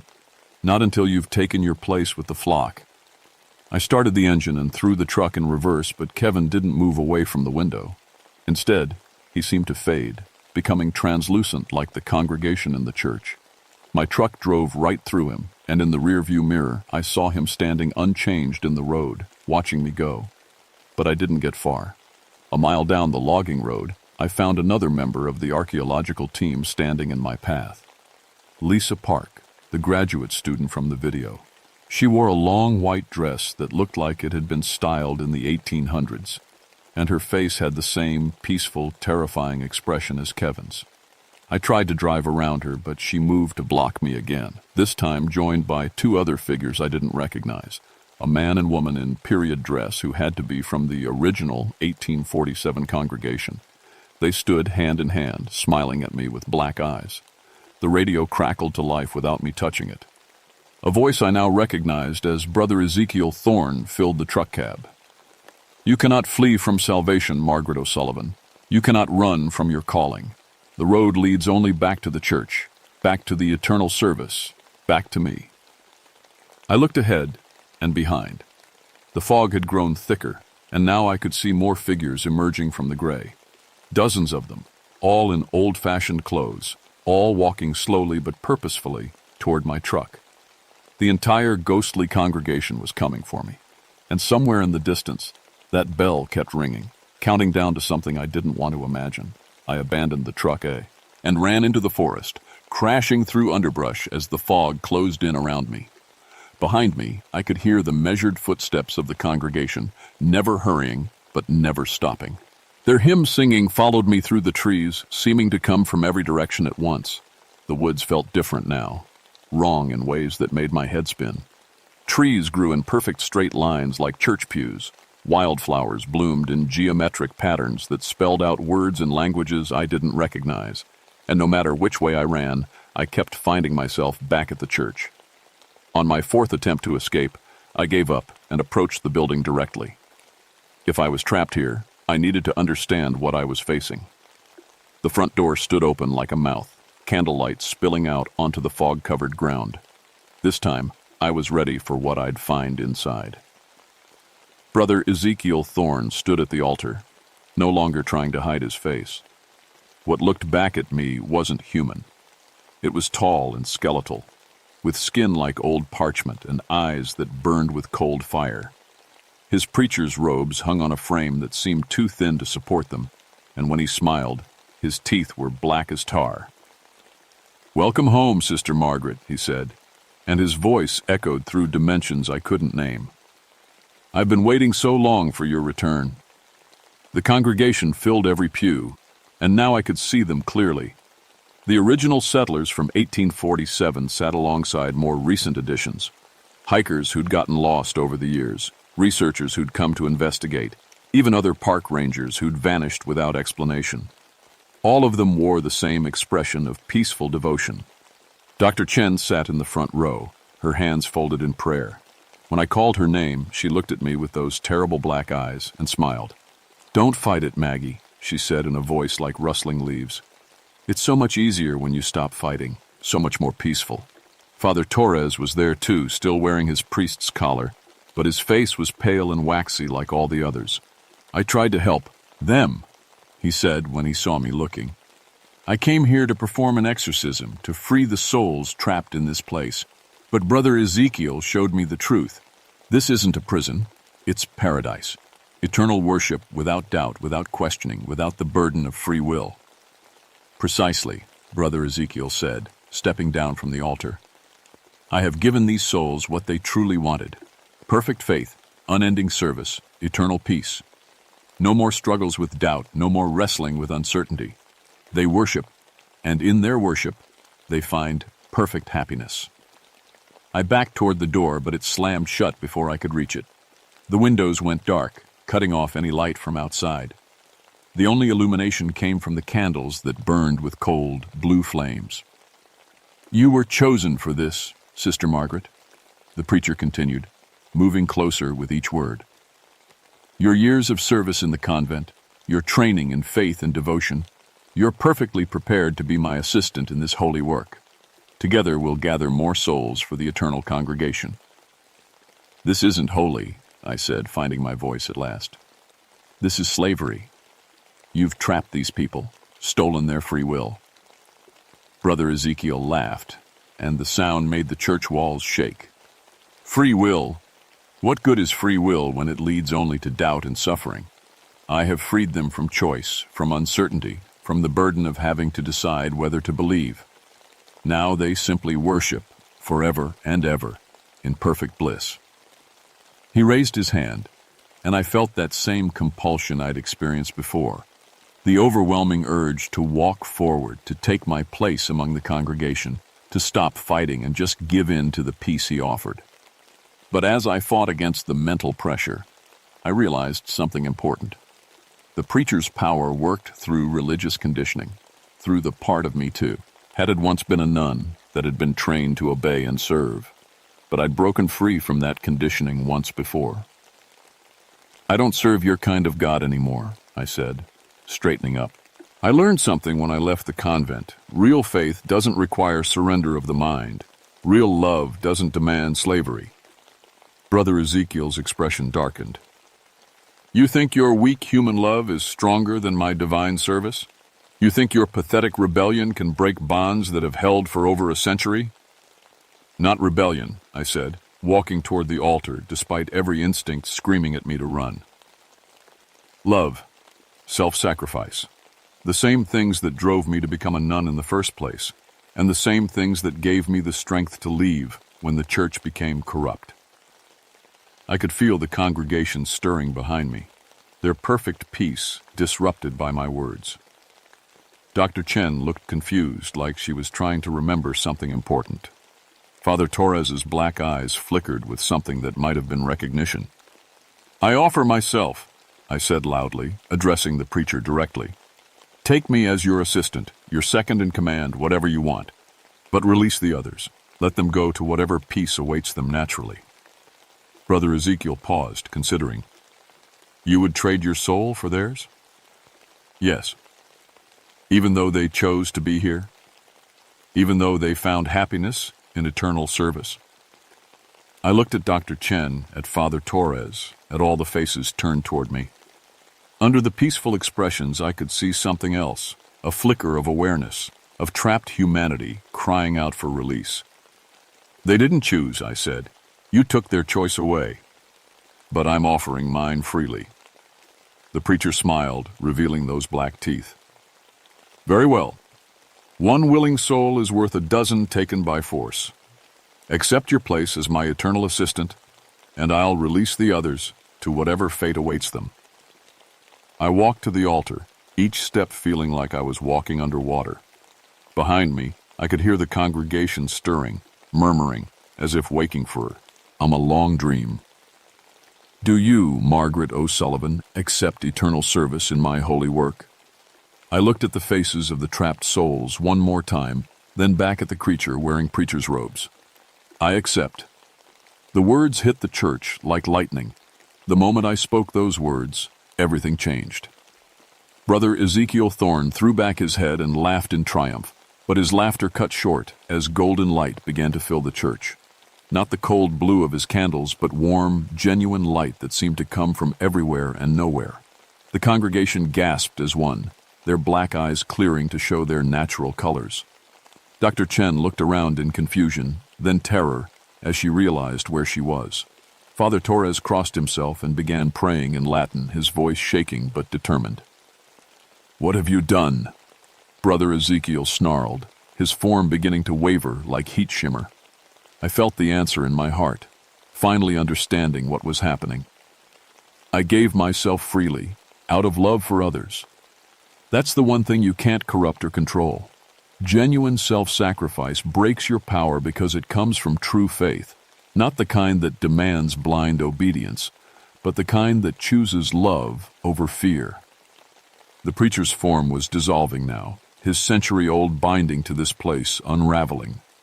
"You cannot defeat me. I am eternal. I have served the darkness since before your country was born."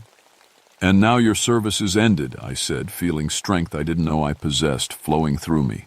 The golden light grew brighter, and one by one, the members of the congregation began to fade, not into nothingness, but into something that looked like peace, real peace.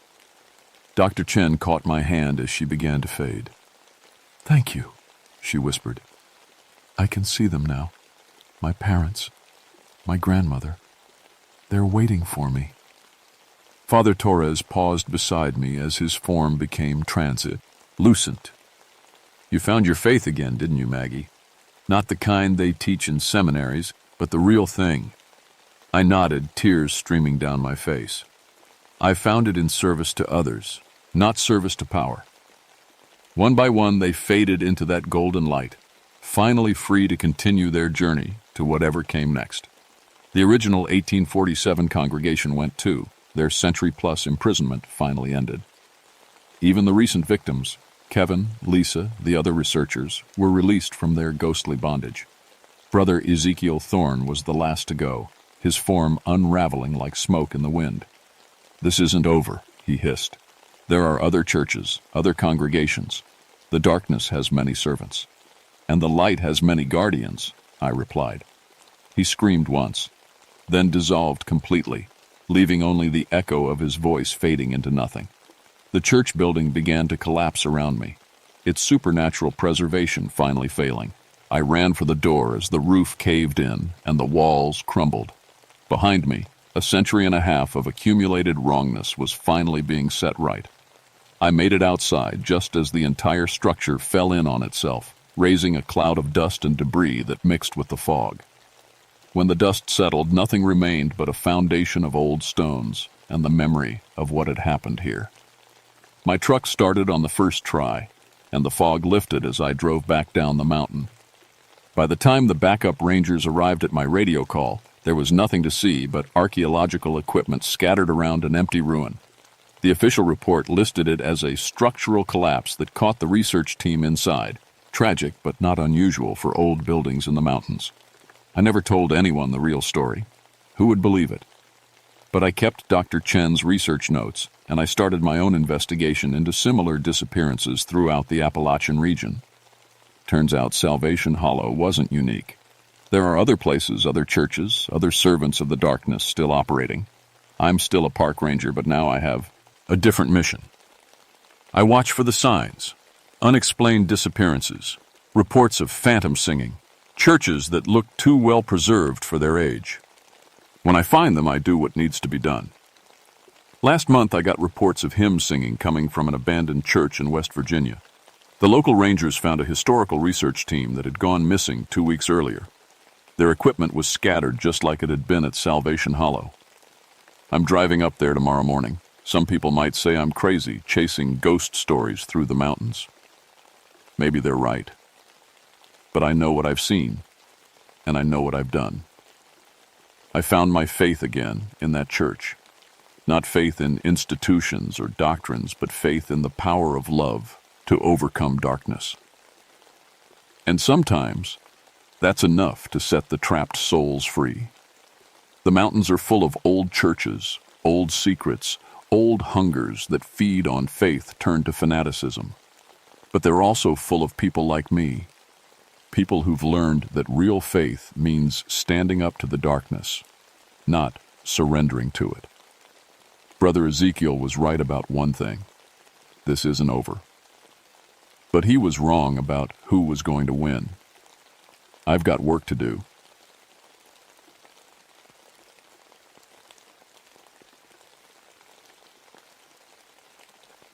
My name is Danny McReynolds, and I've been a park ranger in the George Washington National Forest for 13 years now.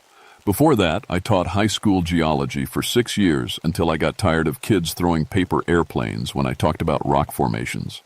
Out here in the mountains of Virginia, the rocks don't throw anything back at you. At least that's what I used to think. I'm 39 years old, built like most folks from these parts. Not too tall, but solid enough to carry a heavy pack up a steep trail. My grandfather came over from Ireland, and my grandmother was Cherokee. She used to tell stories about mountains that could think and stones that remembered everything. I always figured those were just old tales to scare children into staying close to home. Thunder Mountain sits about 20 miles from the nearest paved road, deep in the forest where cell phones don't work, and the only sounds you hear are wind, water, and whatever's moving through the trees.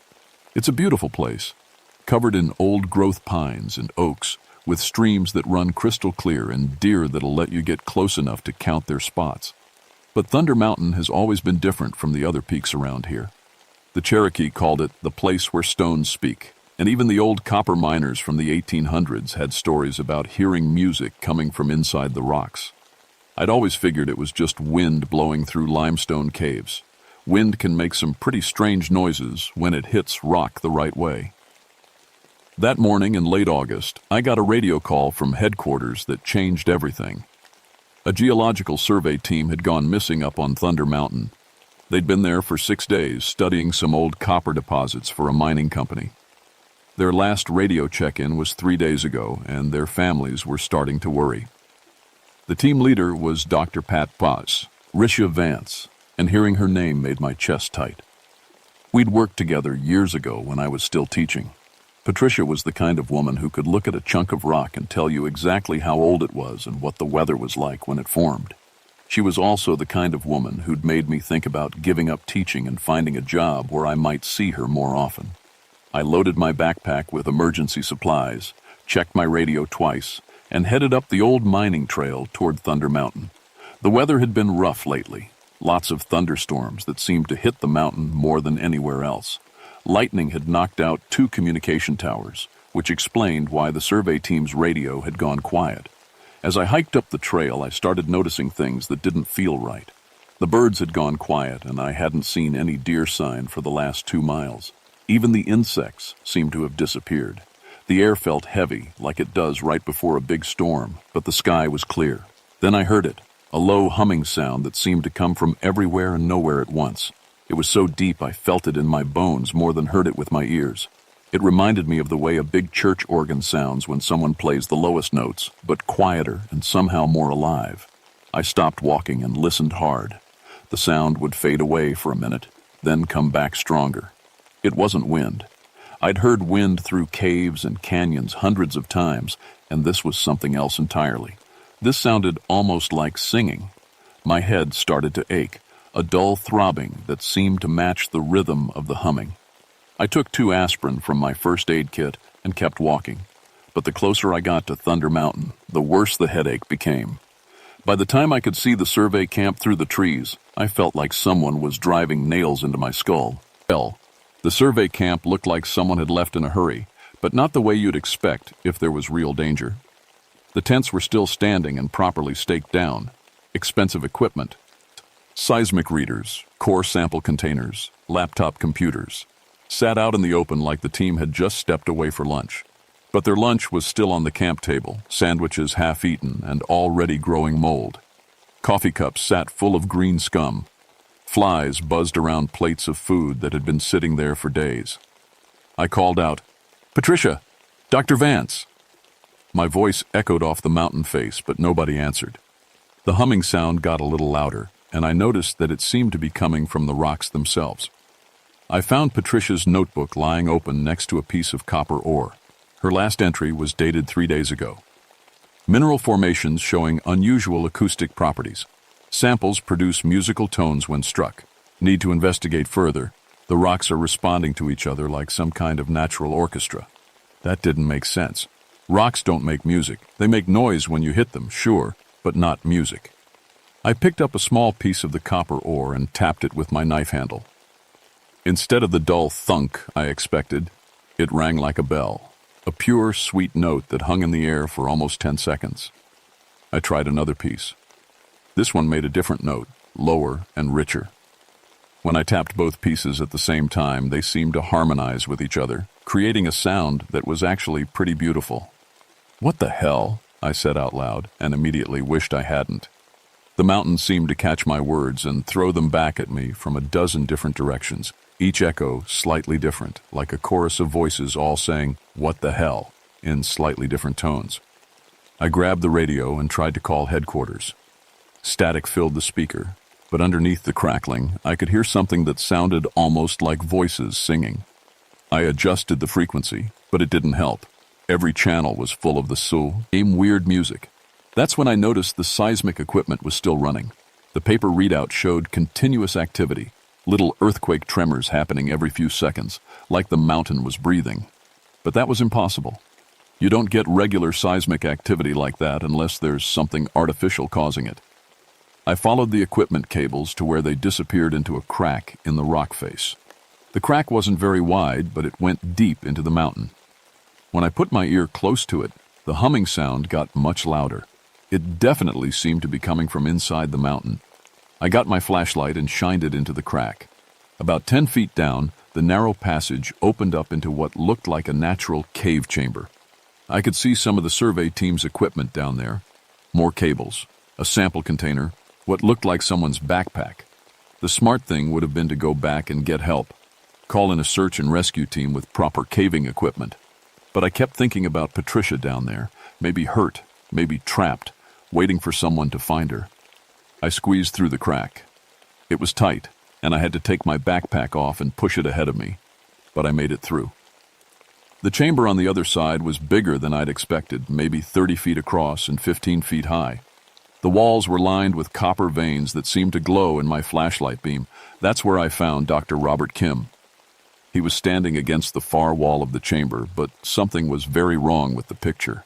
Kim was perfectly upright, his eyes open, his mouth slightly open like he'd been in the middle of saying something, but he wasn't moving, he wasn't breathing, and he was partially embedded in the solid rock wall.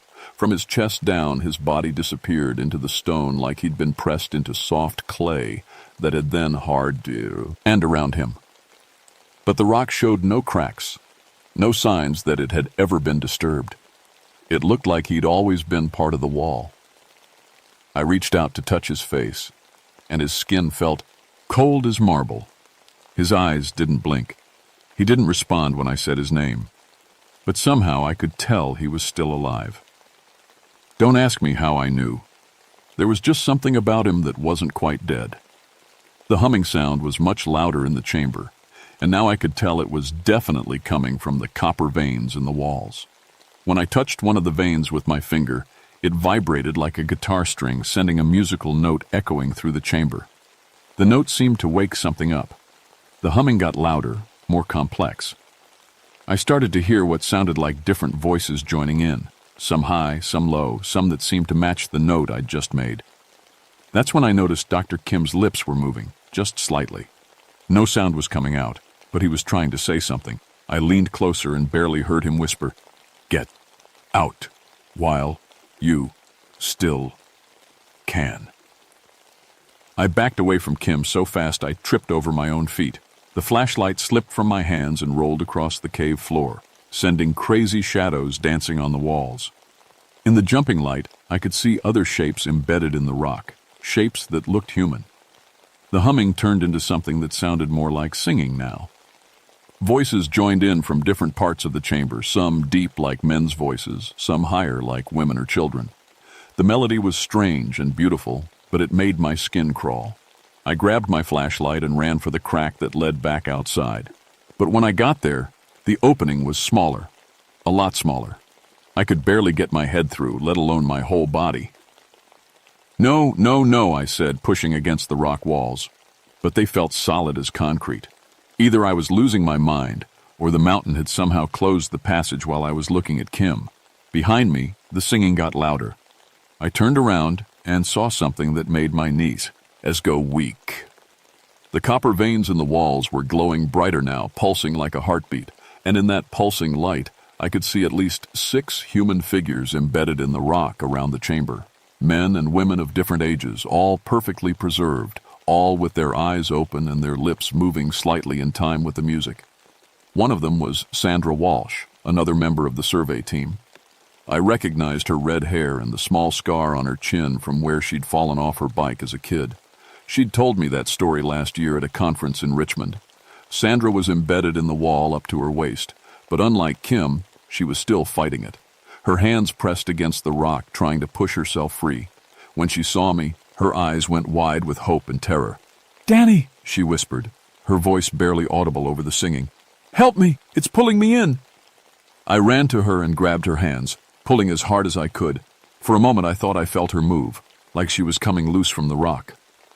But then the stone seemed to grip her tighter, and she sank another inch deeper into the wall. "It's alive," she gasped. "The whole mountain. It's alive. And it's hungry." The singing reached a crescendo, and suddenly the rock passage behind me opened up again, but I could hear footsteps echoing through it, someone else coming down into the chamber. "McReynolds, you down there?" It was a man's voice I didn't recognize. "Down here," I called back. "Bring rope." People are trapped. A minute later, Jake Morrison squeezed through the crack. I'd never met him before, but he was wearing a Consolidated Mining Company jacket and carrying a metal briefcase that looked expensive. He was about 50, built soft like a man who spent most of his time behind a desk. "Jesus Christ," he said when he saw Sandra trapped in the wall. "How long has she been like this?" "I don't know." "What are you doing here?" Morrison set down his briefcase and opened it. Inside were instruments I didn't recognize, things that looked like metal detectors crossed with medical equipment. Company's been monitoring unusual geological activity in this area for months. Seismic readings, electromagnetic anomalies, things that don't make sense. He pulled out something that looked like a stethoscope and pressed it against the wall near Sandra. "Holy shit, the rock is warm, and there's definitely some kind of circulation going on inside it." "Circulation?" I stared at him. "What are you talking about?" "Listen for yourself." I put the stethoscope against the wall. At first all I heard was the singing, but then I picked up something else. A rhythmic thumping that sounded exactly like a heartbeat. A very large, very slow heartbeat. "The mountain's alive," Morrison said, his eyes bright with excitement. "It's some kind of mineral-based life form. Do you have any idea what this could be worth?" "Worth?" I grabbed him by the shoulders. "There are people dying here." "Not dying," he said, pulling away from me. "Look at them. They're being preserved, integrated. The mountain is keeping them alive while it studies them." I looked around the chamber again. He was right. All the people embedded in the walls looked perfectly healthy, just trapped. Their skin had a slight metallic sheen, like their blood was being replaced with something else, but they were definitely alive. "We need to get them out," I said. "We need samples first."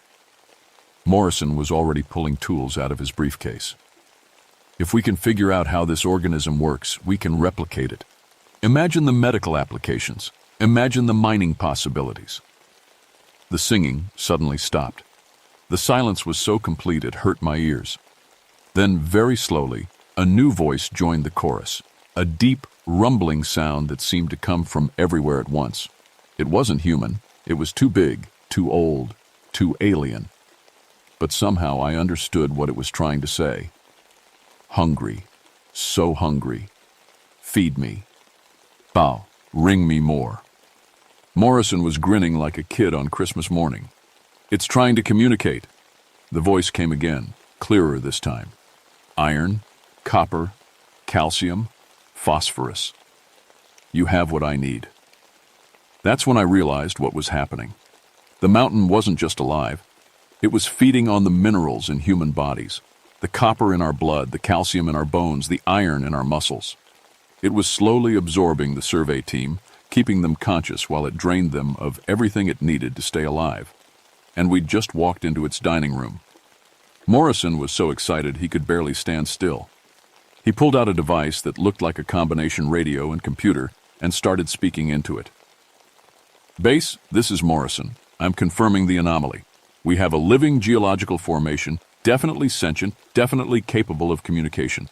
Recommend immediate extraction team and full research setup." The mountain's voice rumbled through the chamber again. "More food. Bring more food." "You see?" Morrison said to me. "It's asking for more specimens. We can work out a deal, give it what it wants in exchange for samples and research access." "Are you insane?" I grabbed his arm. "It's eating people. It's preserving them. Look at Kim. He's been missing for days, but he's in perfect condition." I looked at Dr. Kim again. Morrison was right. He did look perfectly preserved, but his eyes were moving now, tracking back and forth between Morrison and me. When he looked at me, I could see pure terror in his expression. The copper veins in the walls started pulsing brighter. The other people trapped in the rock, Sandra and 4 others I didn't recognize, all started moving their mouths more frantically, like they were trying to scream but couldn't make any sound. That's when the floor started to change. It began as just a soft spot under Morrison's feet. He stumbled and looked down, and we both saw that the rock was becoming liquid, like thick mud. His boots were starting to sink. "What the hell?" He tried to step back, but the liquid rock followed him. With each step he took, more of the floor turned soft and clingy. The mountain's voice was louder now, almost cheerful. Fresh minerals, iron-rich blood, strong bones. Thank you for the gift. Morrison finally understood what was happening. He dropped his equipment and tried to run for the passage, but the liquid rock was up to his ankles now, hardening around his boots like concrete. "Help me!" he screamed. "Pull me out!" I grabbed his hands and pulled, but it was like trying to pull someone out of quicksand. Every time I got him to move a little, the rock would surge up higher, gripping him tighter. The singing started again, but now I could hear Morrison's voice joining in, even though his mouth wasn't moving. The mountain was already starting to absorb him, to make him part of itself. I let go of his hands and ran to my backpack, looking for anything that might help. I had some climbing rope, but nothing to anchor it to. I had a small axe for cutting firewood, but hitting the rock around Morrison would probably just hurt him. Then I remembered the dynamite. Every ranger in mining country carries a few sticks of dynamite for emergency trail clearing. It's dangerous to carry and dangerous to use, but sometimes you need to move a rock that's too big for anything else. I had 3 sticks in a special case in my pack. If I could blow a hole in the chamber wall, maybe I could disrupt whatever the mountain was doing, at least create enough chaos to get Morrison free. But Morrison was already chest deep in the rock, and his eyes were starting to take on the same metallic sheen I'd seen in the others. When he tried to talk, his voice came out in harmony with the mountain's song. "Don't fight," the mountain's voice was saying. "It doesn't hurt. You'll be part of something greater. You'll live forever." I could see the appeal. The people in the walls didn't look like they were suffering. They looked peaceful, almost happy. And the idea of living forever, even like this, was tempting. But then I thought about Patricia, who was still somewhere in this mountain, probably going through the same thing Morrison was experiencing right now. If I gave up, if I let the mountain take me too, nobody would know what happened here. Nobody would come looking for us. I set the timer on one of the dynamite sticks for 30 seconds and threw it as far as I could toward the back of the chamber. Then I grabbed Morrison under the arms and pulled with everything I had. The explosion was deafening in the enclosed space. Rock fragments flew everywhere, and a huge crack opened up in the back wall of the chamber. But more importantly, the shock seemed to confuse the mountain for a moment. The liquid rock around Morrison suddenly hardened, but it also became brittle. I grabbed my axe and started chopping at the rock around his legs. Big chunks broke away, and after a few swings, I was able to pull him free. He was unconscious, but he was breathing. The mountain's voice rose to an angry roar. "Mine. They are mine." The whole chamber started to shake. More cracks appeared in the walls, and I could hear rushing water somewhere nearby. My explosion had done more damage than I'd intended. It might have broken into an underground stream. I threw Morrison over my shoulder and ran for the passage. It was fully open now, but I could feel the mountain trying to close it again. Rock ground against rock as the opening got narrower. I dove through the crack just as it snapped shut behind us, leaving Morrison's boot heel behind. I dragged Morrison back to the survey camp and used the radio to call for emergency evacuation. The helicopter arrived 2 hours later, just as he was starting to wake up. The medics said he was in shock and severely dehydrated, but otherwise okay. While they were loading him into the helicopter, I told the pilot about the people trapped in the mountain. He promised to send back a full rescue team with proper mining equipment. But when the rescue team arrived the next day, they couldn't find the chamber. The crack in the rock had sealed itself completely.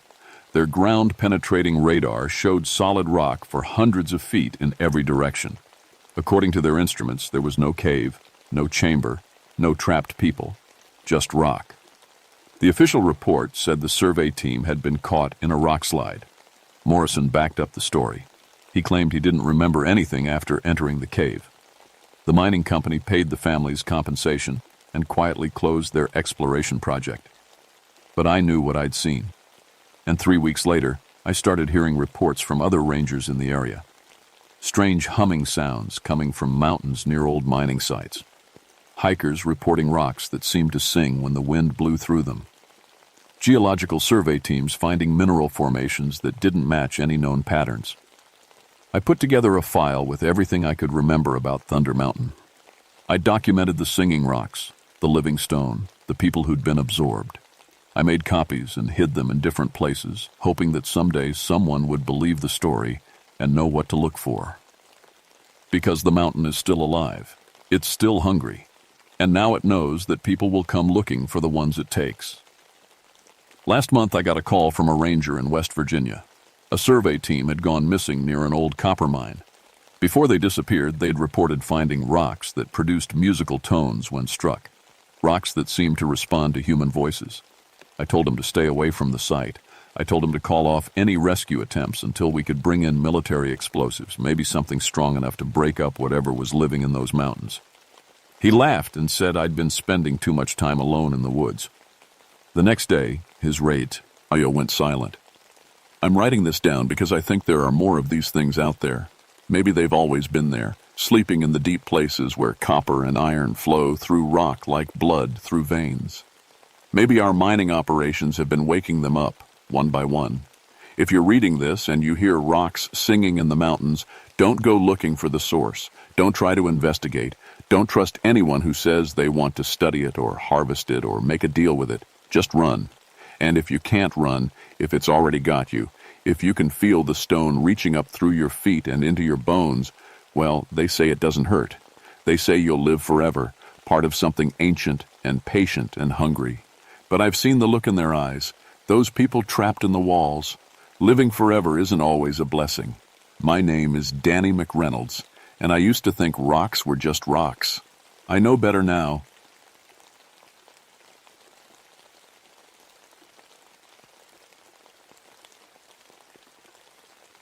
My name is Samuel Crowfoot, but everyone calls me Sam. I've been a ranger in the Cherokee National Forest for 18 years now, and I thought I'd seen everything these mountains could throw at me. Poachers, lost hikers, black bears protecting their cubs. Nothing I couldn't handle with common sense and a good rifle. My grandmother used to tell stories about bone walkers and spirits in these woods, but I always figured those were just old tales to keep kids from wandering off alone. I should have listened to her. It was October of 1989 when everything changed. The leaves were turning gold and red, and early snow had started falling on the higher ridges. Perfect tracking weather. That's what made the call from Jake Morrison, the outfitter, so strange. Sam, I got a problem. Jake's voice crackled through the radio at the ranger station. Bill Harrison's hunting party should have been back 3 days ago. 8 experienced guys, and Bill's been hunting these woods since he was 12. Bill Harrison. The name hit me hard. He'd taught me how to track when I was just a kid, back when my Cherokee blood made me an outsider in town. Bill never cared about that stuff. He just saw a boy who wanted to learn the woods. Where'd they head? I asked, already reaching for my pack. Raven's Ridge, that old hunting camp up near the burial grounds. My blood went cold. Even Jake, who wasn't Cherokee, knew better than to mess around up there. The tribal elders had been warning people away from that ridge for as long as anyone could remember. Something about a massacre back in 1838, during the removal. Bodies that never got proper burial. Jake, you know what the elders say about that place? Yeah, well, Bill said it was just superstition. Said the hunting was too good to pass up. Jake paused. Sam, there's something else. When I flew over yesterday to check, I saw their camp. All the gear was still there, but it was arranged funny, like in patterns around the fire pit. I felt that familiar prickle on the back of my neck that told me something was wrong, really wrong. The drive up to Raven's Ridge took 2 hours on old logging roads that barely deserved the name. As I got higher, the normal sounds of the forest started to fade. No bird songs. No squirrel chatter.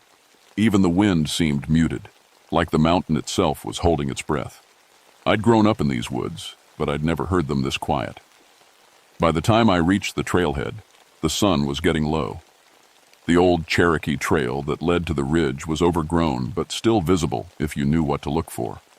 My boots crunched through the early snow as I followed tracks that should have been Bill's party heading in. But there were no tracks heading back out. The silence got thicker as I climbed.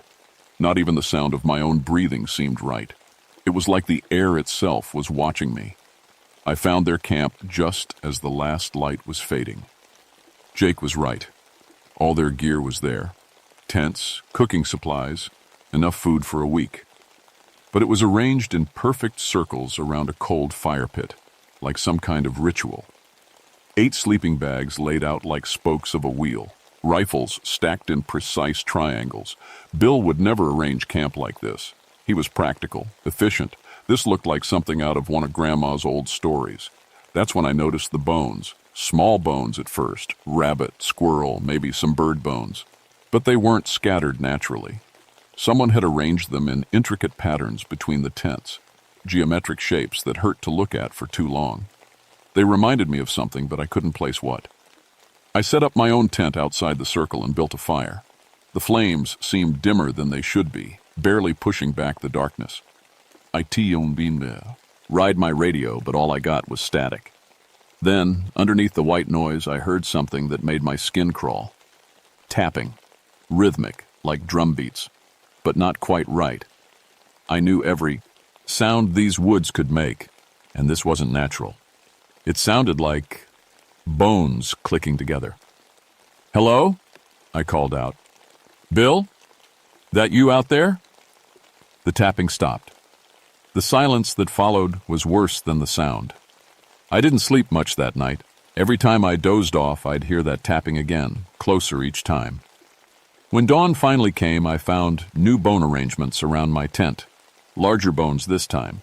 Deer, maybe bear, formed into shapes that almost looked like symbols, Cherokee symbols. I knew I should radio for backup, but the radio was still dead. Besides, Bill and his crew were tough guys. Whatever was going on, they could handle themselves until I found them. I started following their trail up toward the ridge. The tracks were clear enough in the snow. 8 men heading deeper into the woods. But there were other tracks, too. Barefoot human prints that made no sense in this weather. And something else. Drag marks like someone had been pulling heavy objects along the ground. The trees got older and bigger as I climbed. These were ancient pines that had been here when my ancestors hunted these mountains. The Cherokee believed trees this old had spirits. Looking at them now, twisted and dark against the gray sky, I was starting to think they might be right. That's when I found Mike Patterson. I'd known Mike for 10 years. He was a good hunter, careful and smart. But what I found sitting against an old pine tree wasn't Mike anymore. Not exactly. It looked like Mike. Same face, same clothes, same hunting jacket, but he was empty. Like someone had removed everything inside and left just the skin. When I touched his shoulder, he collapsed inward like a deflated balloon. I stumbled backward, my heart hammering. This wasn't possible. People don't just empty out. That's when I saw Mike's skeleton. It was standing 20 feet away between 2 pine trees. Just bones, holding together without muscle or tendon. The skull was turned toward me, and even without eyes, I could feel it watching. As I stared, paralyzed, the skeleton raised one bony arm and pointed deeper into the woods. Then it began to walk, bones clicking with each step. The same sound I'd heard the night before. I should have run. Any sane person would have run. But Bill was still up there somewhere, and I wasn't leaving without him.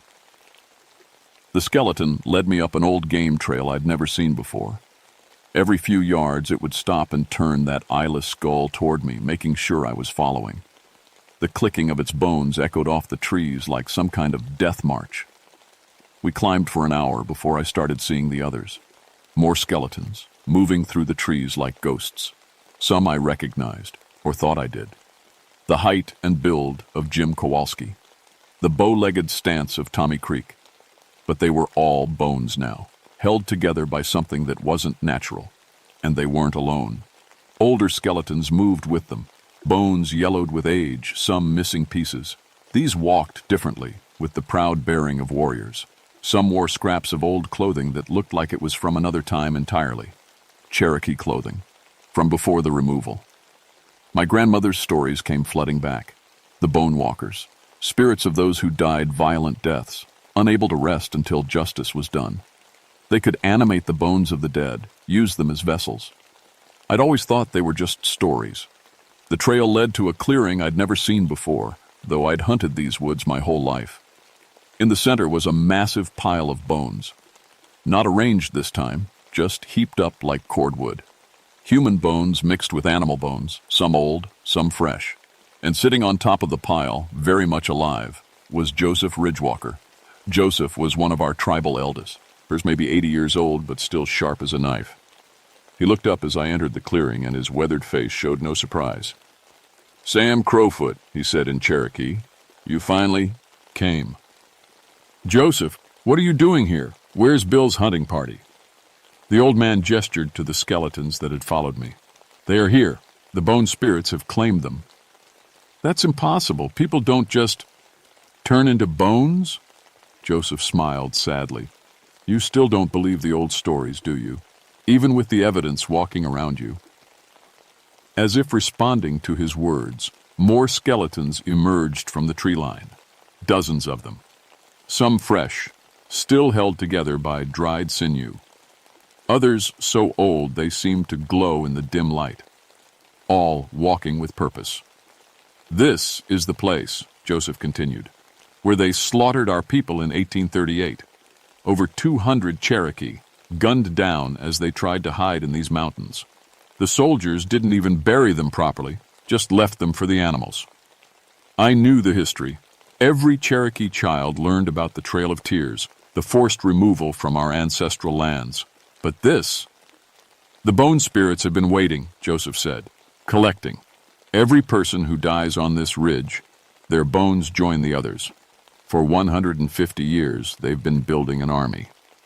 A new skeleton approached us. This one was different, fresher than Mike Patterson, but wrong in a way that made my stomach turn. As it got closer, I realized it was still alive. Jim Kowalski's skeleton turned its skull toward me, and I heard his voice coming from the bones. "Sam, help me." The voice was weak, terrified. "I can't move. It's controlling me." I reached for my rifle, but Joseph grabbed my arm. "Bullets won't help him. The spirits are in control now." "Then what will help him?" "Nothing. He chose to hunt on sacred ground. This is the price." More skeletons emerged from the woods. I counted at least 40, and more were coming. Some wore the remnants of hunting clothes. Others had scraps of old Cherokee clothing clinging to their bones. A few wore what looked like military uniforms from different eras. "How many?" I whispered. "Everyone who died here since the massacre. Hunters, hikers, even a few soldiers who came looking for deserters during World War II. Joseph stood up slowly. "The bone spirits don't discriminate. Death on sacred ground is death on sacred ground." The skeleton of Jim Kowalski stepped closer. "Sam, it hurts. Please."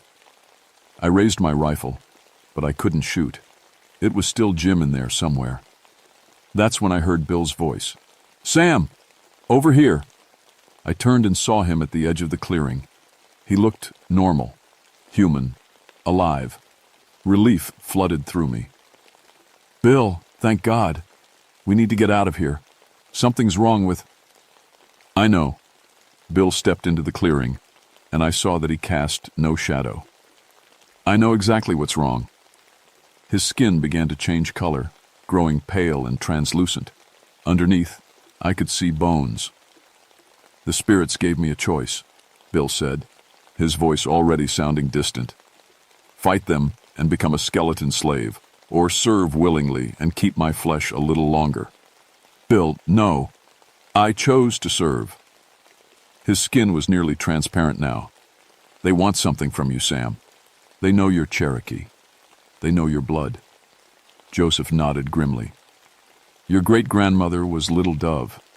She survived the massacre here, hid in a cave for 3 days while the soldiers hunted down the others." I stared at him. "How do you know that?"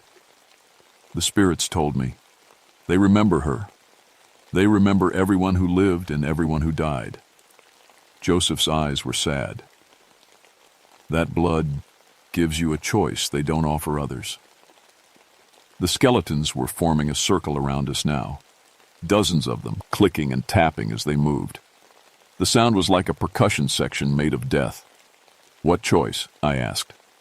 Bill's flesh was almost gone now, just a thin layer of bones. Join them willingly and keep your mind.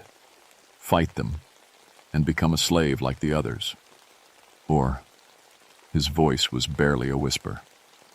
Or what? Joseph answered. Or help them finish what they started. They don't just want to collect bones, Sam. They want justice. They want revenge for the massacre. The bone spirits were communicating now, tapping out complex rhythms on their ribs, their skulls, the trees around us. It sounded almost like language, Cherokee language. They're planning something, I said. A march, Joseph confirmed. Down to the towns below. They have enough bones now to raise an army. Every person who's died on this ridge for a century and a half. They want to pay back what was done to our people. I looked at the skeletons surrounding us. Jim Kowalski, still begging for help. Mike Patterson's bones, standing silent and patient. Bill, now just another walking skeleton but still aware. And behind them, the older bones. Cherokee warriors who'd been waiting over a century for justice. How many people live in the valley? I asked. Thousands, Joseph said quietly. The percussion of bones grew louder, more urgent. They were getting ready to move. The largest skeleton stepped forward, and I knew immediately this was their leader. It wore the remnants of a Cherokee war shirt and carried itself with the dignity of a chief. When it spoke, the voice came from all the bones around us, a chorus of the dead. Samuel Crowfoot, son of Margaret Crowfoot, great-grandson of Little Dove who hid in the caves while her people died. The voice was ancient, hollow, filled with decades of rage and sorrow. You know why we have waited. You know what was taken from us. I did know. Every Cherokee knew. Our land, our homes, our lives. Hundreds of thousands forced from their ancestral grounds, thousands dead on the trail west, and here on this ridge, a whole band of Cherokee massacred for refusing to leave. But this isn't justice, I said. Killing innocent people won't bring back the dead. Innocent? The bone chorus laughed, and it was the sound of wit and through empty skulls. They live on our stolen land. They profit from our bones buried beneath their towns. They have forgotten us entirely. More skeletons emerged from the forest. I thought there were dozens, but now I realized there were hundreds, maybe thousands. They filled the clearing and stretched back into the trees as far as I could see. Every person who died on this ridge, the chief's skeleton continued. Cherokee, white, black, young, old. Death makes us equal. Death makes us army. Joseph stepped forward. There is another way, the proper way. The bone army turned toward him as one, a forest of empty skulls. I offer myself freely, Joseph said in Cherokee. Take my bones, but let the boy choose his own path. Let him serve as he sees fit. Joseph, no. But the old man was already walking toward the bone chief. I am elder of the Eastern Cherokee. I have authority to speak for the living. The skeleton chief considered this. Around us, the bone army began tapping out new rhythms, discussing in their percussion language. You would give your bones willingly, the chief asked. If it prevents a massacre of innocents, yes. Joseph began removing his clothes with calm dignity. As each piece fell away, his skin began to change, becoming pale and translucent like Bill's had. Sam, Joseph said, his voice already growing distant. You have a choice. Help them find proper burial for the massacre victims, and they will rest. Ignore them, and they will take their revenge on the living. His flesh was fading fast now. There is a cave where your great-grandmother hid. The bones of the original victims are still there, still waiting for proper burial rites. Joseph's skeleton stepped forward, his bones now gleaming white. But unlike the others, his posture remained proud, unbowed. He had chosen this. Show me, I said. The bone army began to move, not down to, over the towns, but deeper into the mountains. They flowed between the trees like a river of death, their clicking and tapping echoing off the rocks. I followed, Joseph's skeleton beside me. He moved differently now, with the ancient dignity of the bone walkers, but I could still sense the man he'd been in the way he occasionally glanced back to make sure I was keeping up. We climbed for what felt like hours. The path was treacherous, winding between massive boulders and around deep crevasses. This wasn't a place living people were meant to go. Finally, we reached a cave mouth hidden behind a waterfall that had mostly frozen in the cold. The Bone Army stopped, forming ranks outside the cave like honor guards. Inside, I found them, the original victims of the 1838 massacre.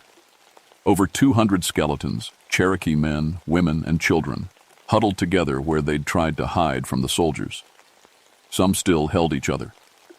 A mother's bones cradled the tiny skeleton of an infant. These bones were different from the others. They didn't move or speak. They just lay there, waiting, abandoned, forgotten.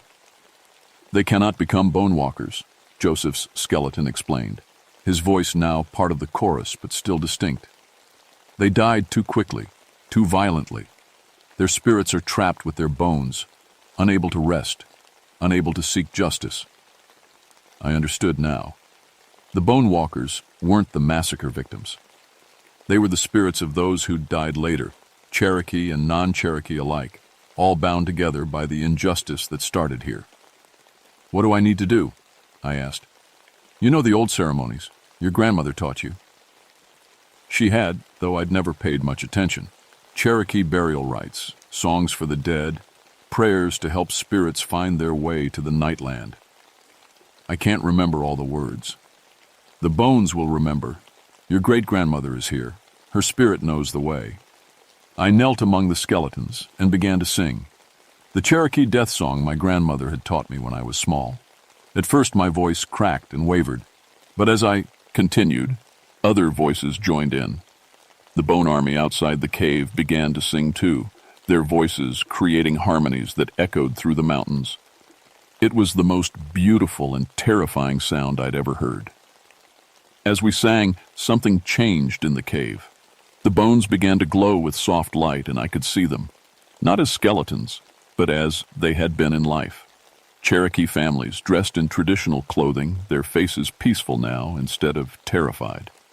Among them, I saw a young woman who looked like my grandmother, Little Dove. She smiled at me and nodded. The ceremony took all night, song after song, prayer after prayer, calling each spirit by name and helping them find their way to rest. As each one passed on, their bones crumbled to dust, finally free of the earth that had held them prisoner for so long. When dawn broke, the cave was empty except for dust and memories. I walked out of the cave to find the Bone Army waiting in perfect formation. But they were different now, peaceful. The rage that had driven them for over a century was gone. One by one, they began to fall apart. Not violently, but gently, like autumn leaves drifting to the ground. Jim Kowalski's skeleton looked at me one last time and mouthed, "Thank you," before crumbling to dust. Mike Patterson's bones collapsed with what sounded almost like a sigh of relief. Bill's skeleton held together longest. He walked over to me and somehow managed to smile despite having no flesh. "Thanks, Sam," he said in a voice like wind through dry leaves, "for not giving up on us." Then he too crumbled, his bones joining the dust of the others. Joseph's skeleton was the last to go. "It is finished," he said. "The massacre victims are at rest. The bone walkers have no more purpose." "What about you?" I asked. "I chose this path, but my choice is fulfilled." He looked toward the rising sun. "I can rest now too." And with that, the last of the bone walkers crumbled to dust. I hiked back down to my truck as the sun climbed higher. The forest was alive again, birds singing, squirrels chattering, wind rustling through the leaves. The silence that had blanketed the ridge was gone. At the ranger station, I filed my report. 8 hunters lost in an avalanche, bodies never recovered. It was a lie, but it was a lie that let families have closure without having to believe in bone walkers and Cherokee spirits. 3 months later, I convinced the state to designate Ravens Ridge as a Cherokee memorial site. No more hunting, no more development. Just a place where the dead could finally rest in peace. I still work as a ranger, but I'm different now. I listen to the old stories with new ears. I pay attention when the elders speak of sacred places and ancient spirits. And sometimes, on quiet nights when the wind is just right, I can hear echoes of the bone walkers' songs drifting through the mountains. My grandmother always said the dead don't really leave us. They just wait in the spaces between what we know and what we fear. She was right about that. She was right about a lot of things. I keep her stories alive now. Tell them to anyone who'll listen, because some secrets are too important to bury, even when they're made of bones and sorrow and justice, too long delayed. The bone collectors of Raven's Ridge are gone, their purpose fulfilled. But somewhere in these ancient mountains, other spirits are waiting, other injustices seeking resolution. And when they call, I'll be ready to listen.